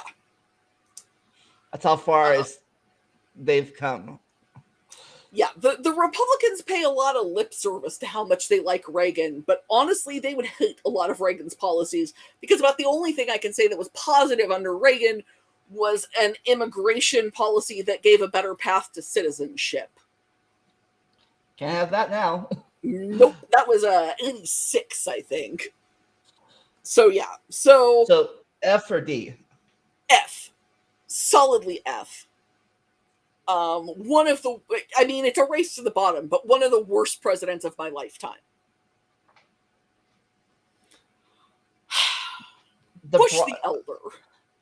The only thing I remember about him is that was the broccoli thing as a kid. The broccoli thing, the broccoli thing I've never held against him, because I have enough food taste that I can't get mad at anyone else who has food issues. But the bigger issue is that he followed the path of let's not have consequences for the actions of a president. How he handled the first Gulf War was probably not the best. He followed Reagan's policies about economics, despite having initially not liked them when he himself ran for president in 1980. He was not great towards poor people. I was gotta say, he didn't handle the Gulf War better than his son did. I mean, yes, but Barr is buried so far under the earth. Only because that, unlike the second time, we actually had support and a reason for going. Yeah. We go. I think we got him out of Kuwait, and we're done. Bye. The first Gulf War, we were talked into it by people from Kuwait who were exaggerating the extent of things, but also Saddam Hussein did invade another sovereign nation. So there's all of that. But the second one was just such nonsense. Yeah, like I said, once we got him out, we're like, okay, we're done. Bye. Yeah. Yeah, we handled how that went badly. It could have gone so much better. But at least we had a reason for being there. War on drugs was some nonsense. They lured a guy to across the street from the White House so they could say that they had bought crack from a guy across the street from the White House. It was then his famous quote that apparently lost in the election: "No new taxes." No, the joke at the time was that we'd all read his lips wrong, and what he actually said was "no nude Texans." And his idea of everybody can help make things better. Okay, yes, that's a good idea. And I'm forced to put him into D simply because I want to put him above Reagan and his son. But Lord, he's not good.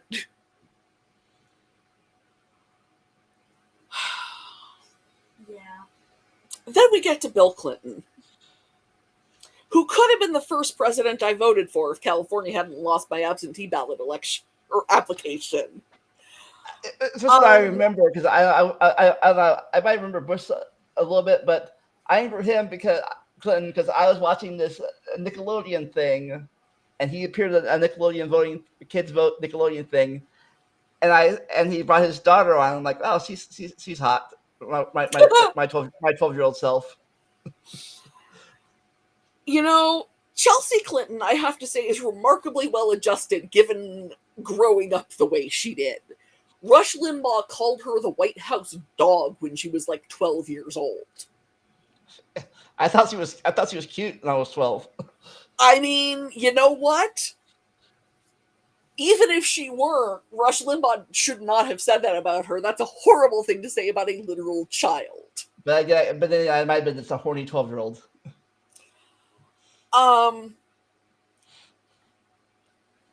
The abuses of power under Clinton were more personal than policy.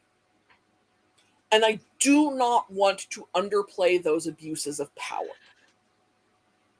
Because he took advantage of a young woman in a situation that was fairly over her head.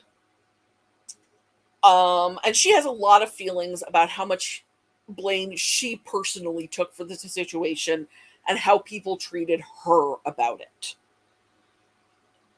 I'm also not going to say that I approve of everything he did as president, because that crime bill was some hot garbage that we're still seeing results from. Yeah, I think the two things I remember he did do, well, three things positive, was one, even though I think it happened, is the medical women can, and maybe men can take time off, have babies. Yeah. The Family Medical Leave Act was under Clinton. The 5-day waiting period made by the guy who got shot during Reagan's administration. The Brady Bill, which is named after one of Reagan's aides who was shot by Hinckley when Hinckley was trying to kill Reagan to impress Jodie Foster. Because American politics are weird. And then finally, NAFTA. Yeah. NAFTA,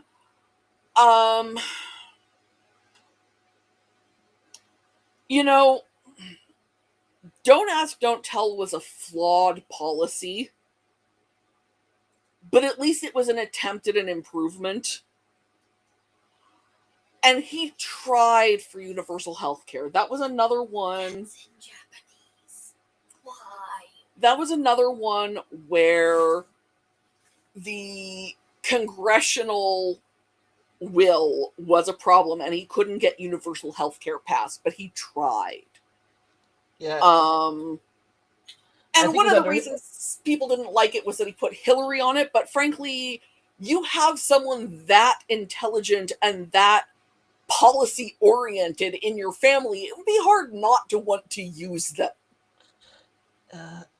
I like her a lot better than I like him, which is admittedly also on a personal level, but there it is. And the second person to be impeached. Yes. Second president to be impeached. I don't know. Was he? I don't think. Was he impeached because of the personal issues? Lying under oath about personal issues that he shouldn't have been interviewed about because supposedly they were investigating financial malfeasance that they never were successfully able to prove anything about. The Whitewater? Whitewater. It's a whole big complicated mess.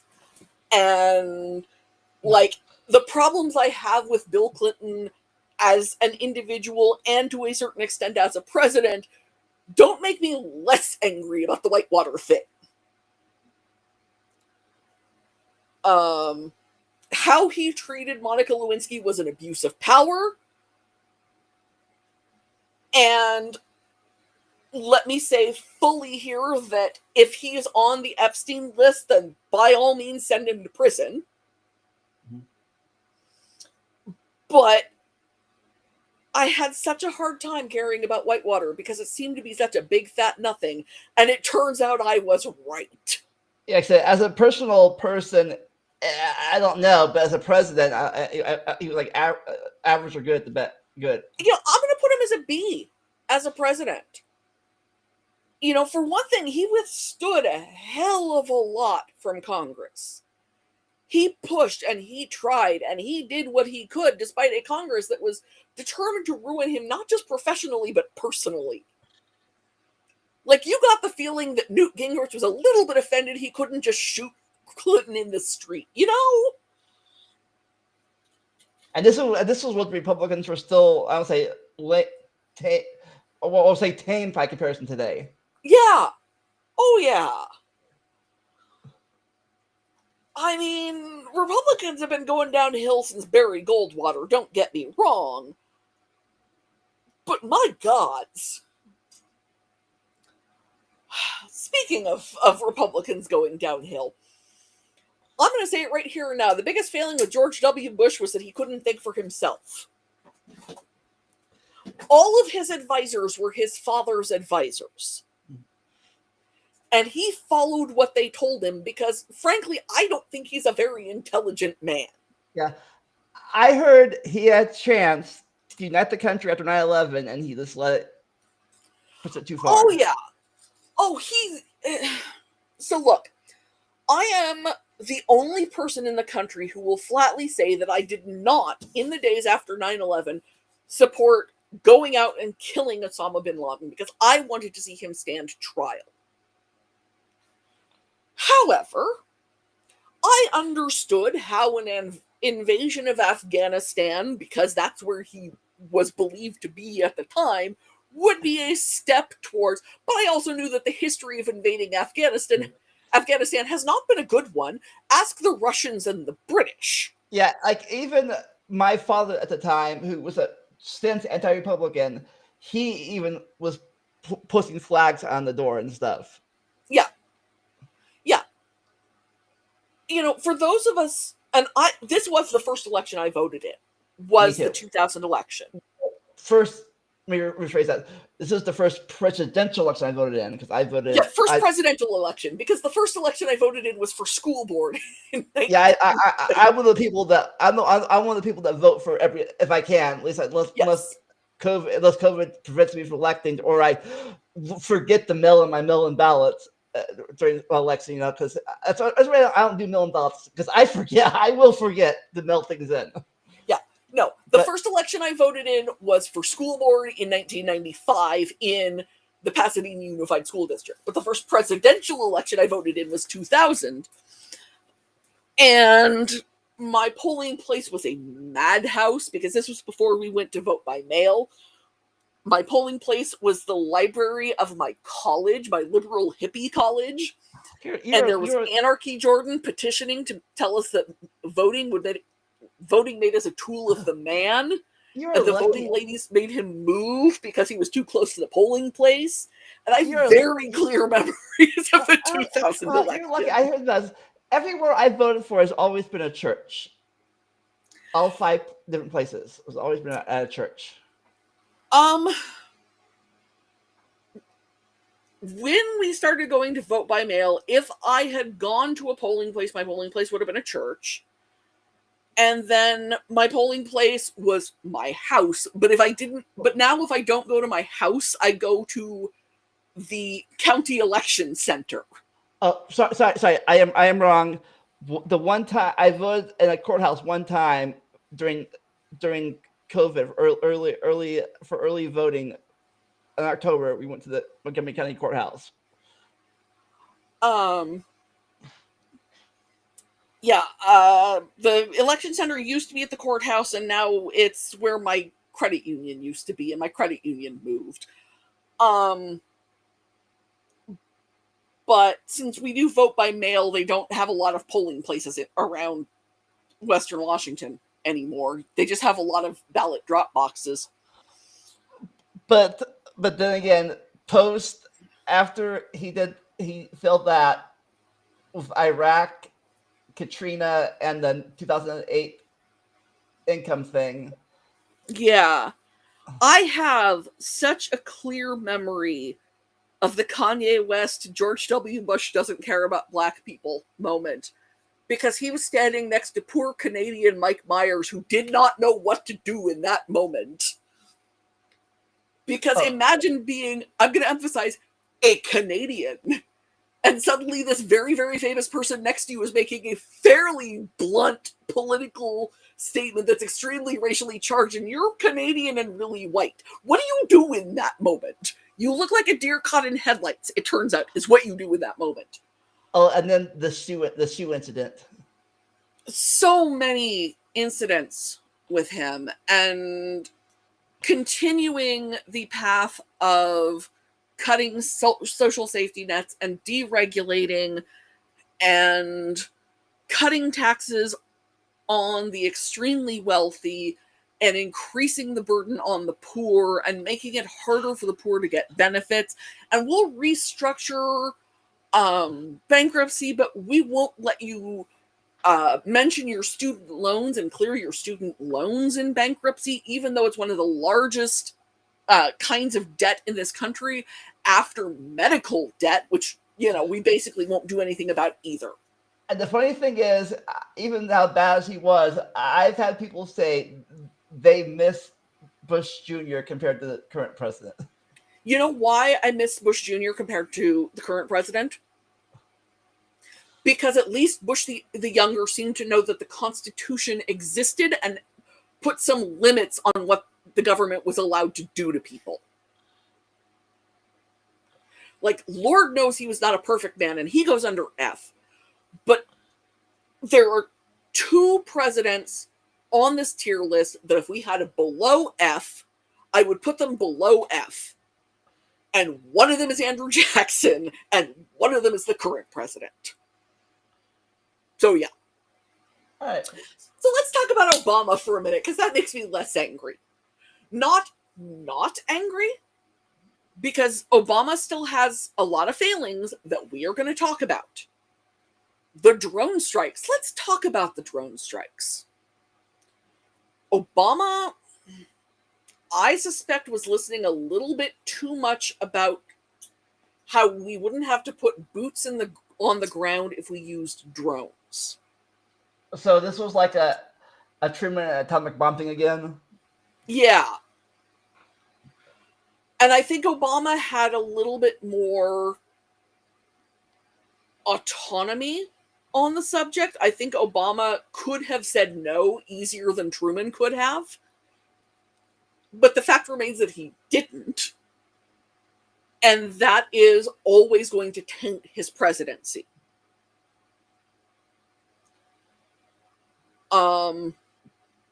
He is the first president to be elected that I voted for. Me too. I do still really like him. I like Michelle. I like Michelle more. I think they're an adorable couple. That's not a reason to vote for people. I don't want Danny DeVito as president. He was the first president to go on a talk show while he was still president. I think so. So I think Clinton was during elections, but Clinton very famously went on Arsenio Hall during the campaign and played the saxophone. But Obama went on the Daily Show as president. And the Colbert Report. Yeah. And I remember those visits. I think he was a lot more willing to listen to criticism than a lot of other presidents we've had, which admittedly is kind of a low bar, because I remember the look on Bush the Younger's face when Colbert said that truth has a known liberal bias in front of him.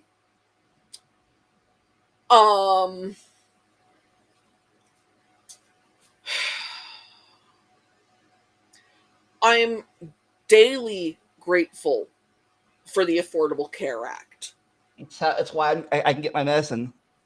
I have friends who are only alive because of the Affordable Care Act. And it didn't go far enough, in no small part because the American people are kind of stupid about things like that. All the people who wanted to get the government away from their Medicare, don't even get me started. But I'm pretty sure my children have health care because of the Affordable Care Act. My partner has health care because of the Affordable Care Act. My Renfair boss is alive because of the Affordable Care Act. It is one of the most important pieces of legislation. It is a continuation of this policy that we see with FDR and with LBJ. And if Obama had not had the obstructionist Congress that he did, where the Speaker, was it the Speaker of the House? No, it was freaking Mitch McConnell, said that his personal goal was to see that Obama was a one-term president, and that was his biggest goal while Obama was in office, instead of, passing legislation. No, limiting Obama. If he hadn't had that stupid freaking obstructionist Congress, we could have had policies that rivaled the New Deal and the war on poverty. I remember the time during the election, there was the he's a Muslim rumor. Oh yeah, no, I'm aware that he's a secret Muslim, but I just don't care. No, honestly, I think he's probably an agnostic and just doesn't want to talk about it. But birtherism is about the only conspiracy theory that I can't make work because of the announcement in the Honolulu papers after his birth. Because that's really not a thing that you could work into a plausible conspiracy theory. The drone thing knocks him down a level. He's a B. If it weren't for the drones, he would be A. If he'd had a better Congress, I could have seen him go S. Okay, so should we go 46 or 45, 40, 47 first? I mean, do we want to end with me ranting or not? Oh yeah, we would have such a different Supreme Court if we'd had a better Congress. Jesus Christ. I mean, I don't have good things necessarily to say about Joe Biden either. But the worst things I have to say about Joe Biden are about from before he was president. So it's up to you. I'm going to let you pick. Oh, we're going to start with him, huh? No, we'll start with him. Okay, let's start with Joe Biden. Okay. Because it'll end at the current one. Yeah. Here's the thing. I have never voted for, well, no, that's not true. I have voted for Joe Biden in a primary once, I think. But I have never wanted Joe Biden to be president. Because I don't like him as a person. Because I did not vote for Joe Biden in the primary only because, well, I wouldn't have voted in the primary anyways, but only because the primary in my area was canceled because of COVID. Yeah, I mean, like by the time they get to Washington, most of the candidates that are going to drop out have dropped out. So our primaries are almost performative. It's a thing. But here's the thing about Joe Biden. I am of an age that when I think of Joe Biden, I still remember Anita Hill. And the way he brushed aside her very real problems with Clarence Thomas. And I think that he brushed those aside because he didn't understand why some of those things were problems. And that's not okay. She was being sexually harassed, and Joe Biden, circa, 1990 or whatever, didn't understand the problem with what she had dealt with. That's not okay. Biden is also kind of handsy, and I don't like that. And I'm not going to say he's a perfect president either. Was a perfect president. I voted for him. I would have voted for him a second time if he'd been the nominee, because... Yeah, I guess the one thing I can't say about him is he knew when to step down. He knew when to step down. I would have been much happier about Kamala Harris than I would have been about Joe Biden for a whole long list of reasons, not least being that I kind of suspect that there are cognitive issues going. Well, he was a silent generation, silent generation? Yeah. Or Greatest Generation, or or whatever it was. He's old is the thing about him. He's like my mom's age, and my mom's too old to be. My mom's in better mental state than I suspect Joe Biden is. Yeah, before he was elected, the oldest president in office had been Reagan, and he's older than Reagan. Yeah.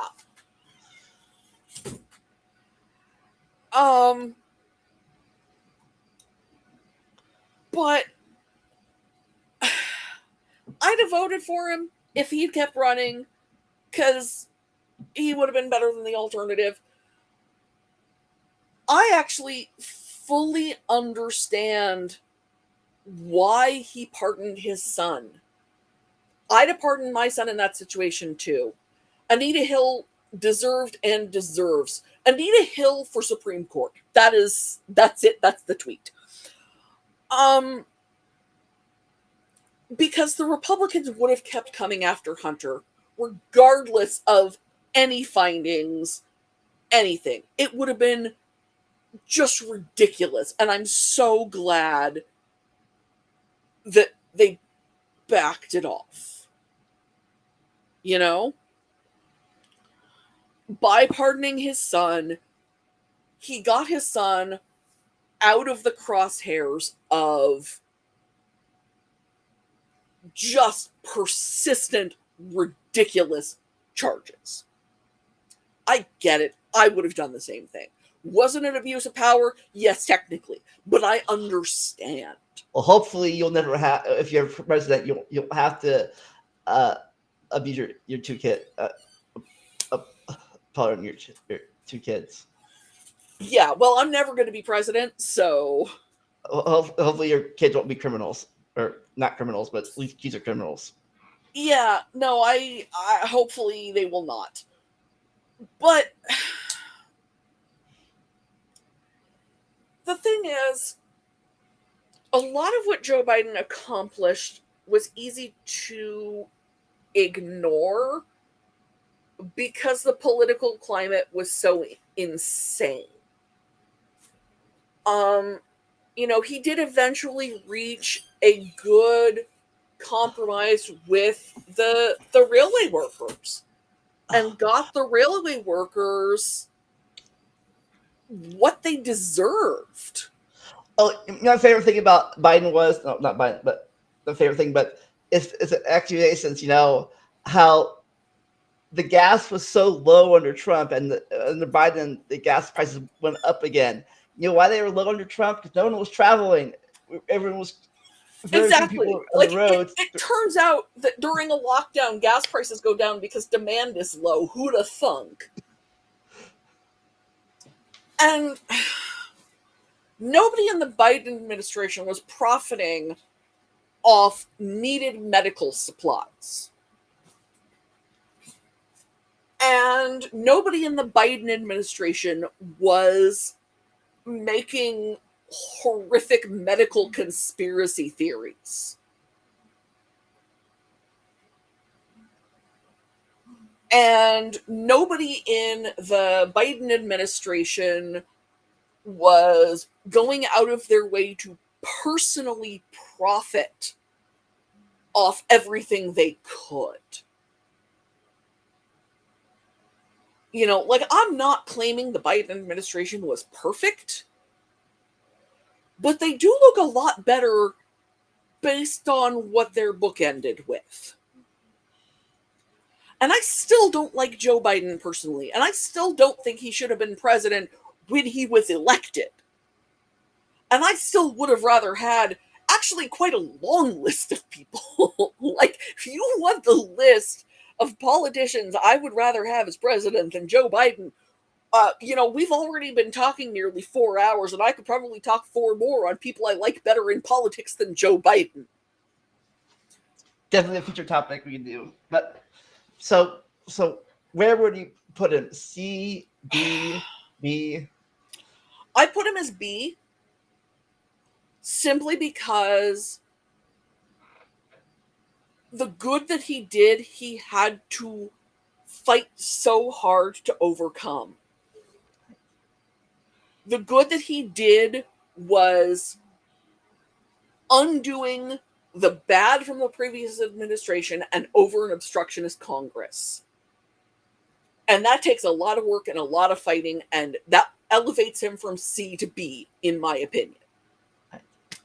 Not great. Run to the garbage. And then there's the last one. I'm just going to put him here for now already. There's no discussion. I mean, there could be discussion. I could talk for hours about what I don't like about him. And you said that there's a lower than F. Yeah. Outer Darkness.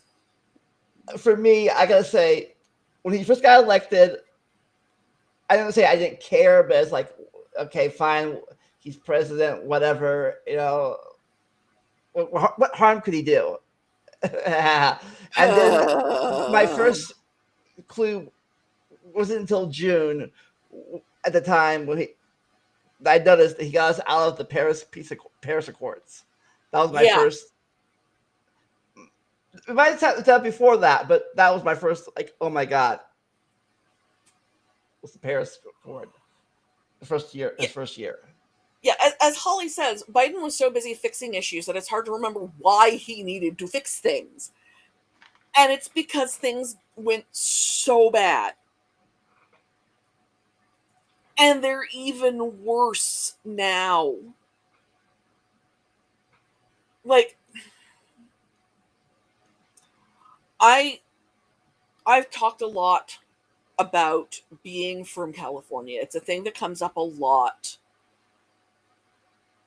especially in recent months, because you shouldn't be watching your hometown burn down and think, are these people going to be able to get assistance from FEMA?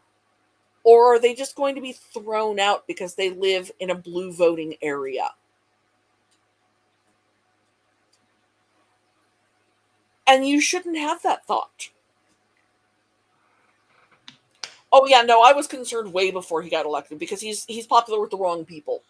The wrong fringe groups like him. But I have to say, I am so proud of my Pasadena people. And Altadena, because I know you people were there even though no one talks about you. But my Altadena and Pasadena people who refused to let ICE have hotel rooms in the city of Pasadena, doing whatever they could to kick ICE out of Pasadena. Good for you. Stay strong. Dina strong. Love you all. Okay. And for 2020, I can't blame him for the COVID pandemic, but he didn't. He really didn't help matters very much. No, and I don't think he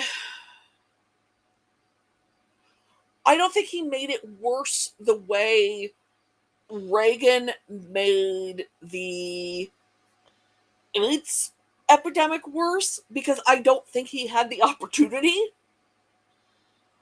I think it escalated as quickly as it did and would have regardless of who was initially in charge. But I think but personally, I think what he talked about made his, quote, followers or worshippers not help matters very much. Yeah. It's stretched out so much worse because so many people made it so political to care about your fellow human beings. Why is that political? Why? And I know I've researched other epidemics, and I know that there's always been a level of we don't have to care about other people, but it shouldn't be coming from the government. Yeah, and also when I had Dan on my channel from Crazy Myth, we talked about other pandemics. We have a policy going on, to do stuff, do this, do that. That made like the bird pandemic of 2008 or 2012, whatever it was, that we had the other pandemics not be this big a deal because we had stuff, to take care of it, which Trump just ignored. Yeah. He shut down the Office of Epidemic Management before the epidemic, because it was wasted money, because they can't see the benefit in spending money before you have a problem to prevent the problem from being as bad. And so many problems these days come from not being willing to invest in infrastructure and just trying to nickel and dime the problem as you have to, instead of investing sensibly and saving money over the long term. To prevent it ever happening. Yeah. It is better to spend money on bridge maintenance than on dealing with a bridge collapse. And I have problems with my governor, especially with some policy he has, but even he was taking COVID seriously. Yeah. So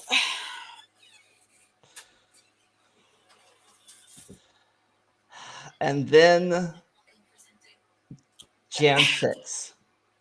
Yeah. They stole the election even though there's no proof of it, and every court says nope, they didn't. January 6th should have been the end of his political ambitions for all time. Nobody with any sense who was not themselves an extremist should have looked at what happened on that day and said, yeah, I could vote for him. And that's why I don't care what campaign the Democrats ran. I really don't. This is another one of my really hot takes. It shouldn't have mattered. It should not have mattered what kind of campaign the Democrats ran, and it should not have mattered what candidate they ran. They should have been able to run me, a person who does not want to be president, has no political qualifications, is mentally ill, and is a complete nobody. And I still should have been able to beat him, because people in this country should have looked at that man and said, no. And if they won't look at that man and say no, that's the problem. Not what campaign the Democrats run, not Kamala Harris, not Joe Biden. The people who are willing to vote for that.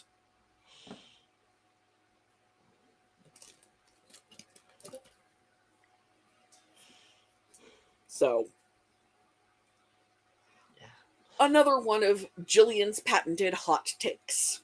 All right, so let's organize this stuff now. F tiers. Who's at the bottom of F tier? Trump or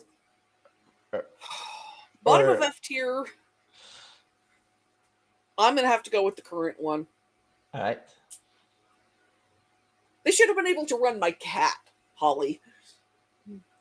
I mean, obviously, because my cat is adorable and I would vote for him. But he's not, legally eligible to be president in as much as he is not 35. Even in cat years? He is in cat years. In cat years, he is 35. All right. So would Jackson be right above him? Jackson is right above him. All right.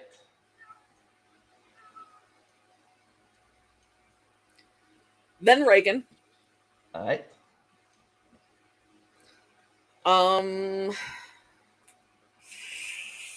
Nixon. Then I think W. Then Wilson. No, Wilson. Yes. That's him. All right.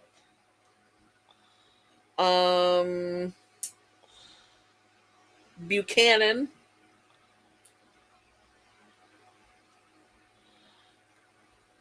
Coolidge. Is this Coolidge? That's Hoover, the one next to him. All right.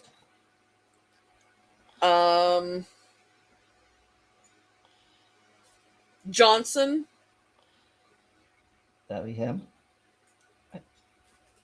Tyler. That's him, right? Yeah. Hoover, and then Ford. Ford's the best of the Fs. Ford is the best of the Fs. Well done, Ford. All right, D tier. Oh boy.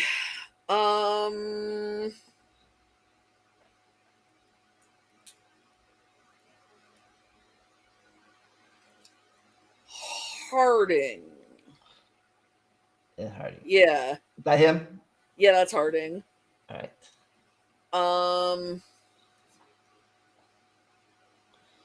Oh, creeps. Now I have to remember which are the middle guys. I remember their names, but remembering them by sight and deciding, like, it's hard for me to get the D and C ones to any kind of. So is I think this is what time is I think this is McKinley. I think so. Worse or better than Bush? The Bush I Senior? think he's worse than Bush. Okay. Worse than Bush. Right. And then I think that's Arthur next to him, who's worse than Bush. This is Arthur? I think so. So he's worse than Bush, right? But better than McKinley. Or not? No, worse than Arthur.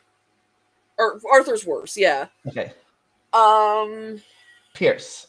Worse than Bush? Pierce. Worse than Bush.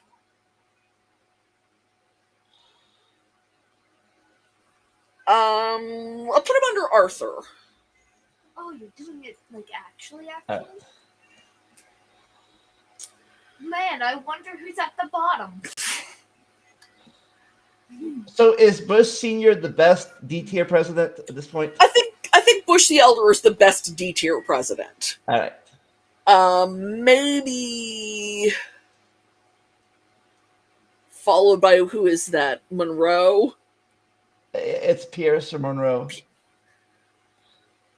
Christ, I don't remember. Yeah, I'm doing a really good job at knowing them from sight. I'm kind of impressed myself. I think that's Fillmore. Over here, or yeah, I've run out of identifying who the guys in the middle are, but I'll say they're fine. Okay. C tier then.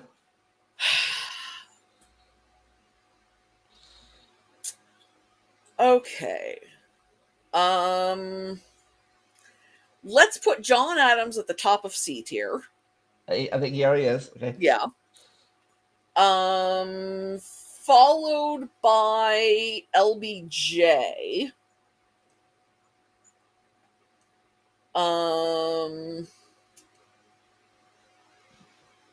We'll go with followed by John Quincy. Okay. Followed by Grant.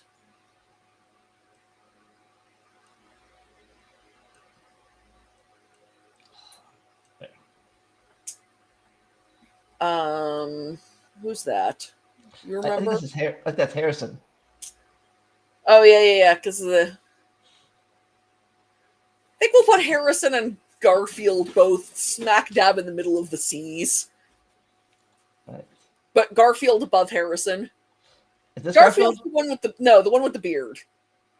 Here. Right. That one, yeah. Right. Is the say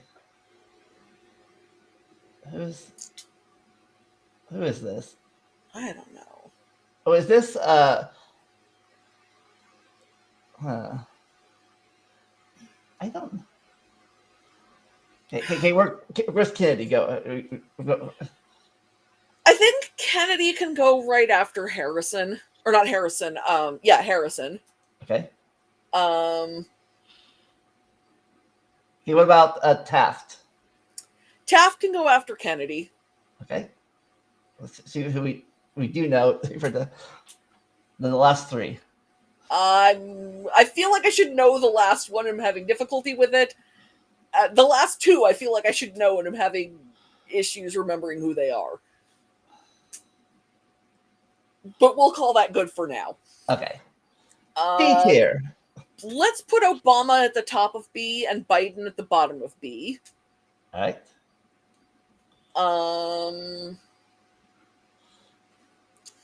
Truman after Obama. All right.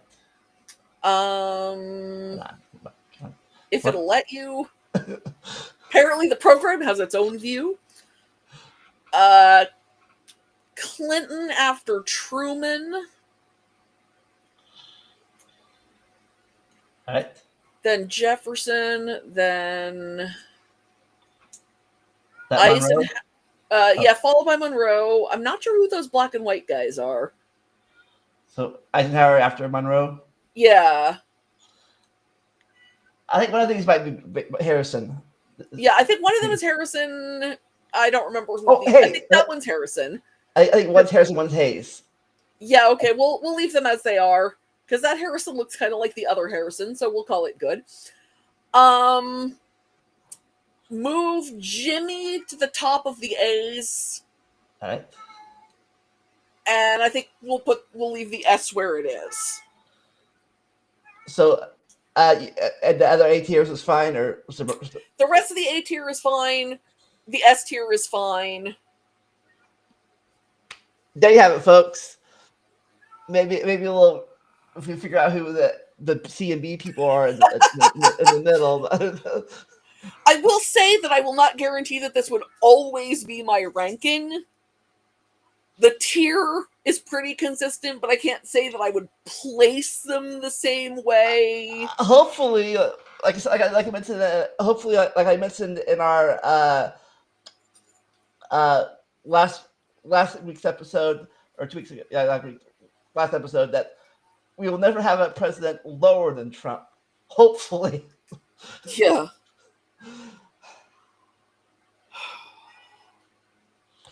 All right. Anything coming up in the future you want to talk about, and your the stuff that you do on Patreon, your Patreon and stuff? Well, I'm going along pretty steadily this month on my so-called life people for celebrating the living over on Media Magpies, which has been a lot of fun. I would like to fully announce that I am not covering Jared Leto. Sadly, I had the thought too late that I should have covered the guy who played Tino, the joke being that no one played Tino.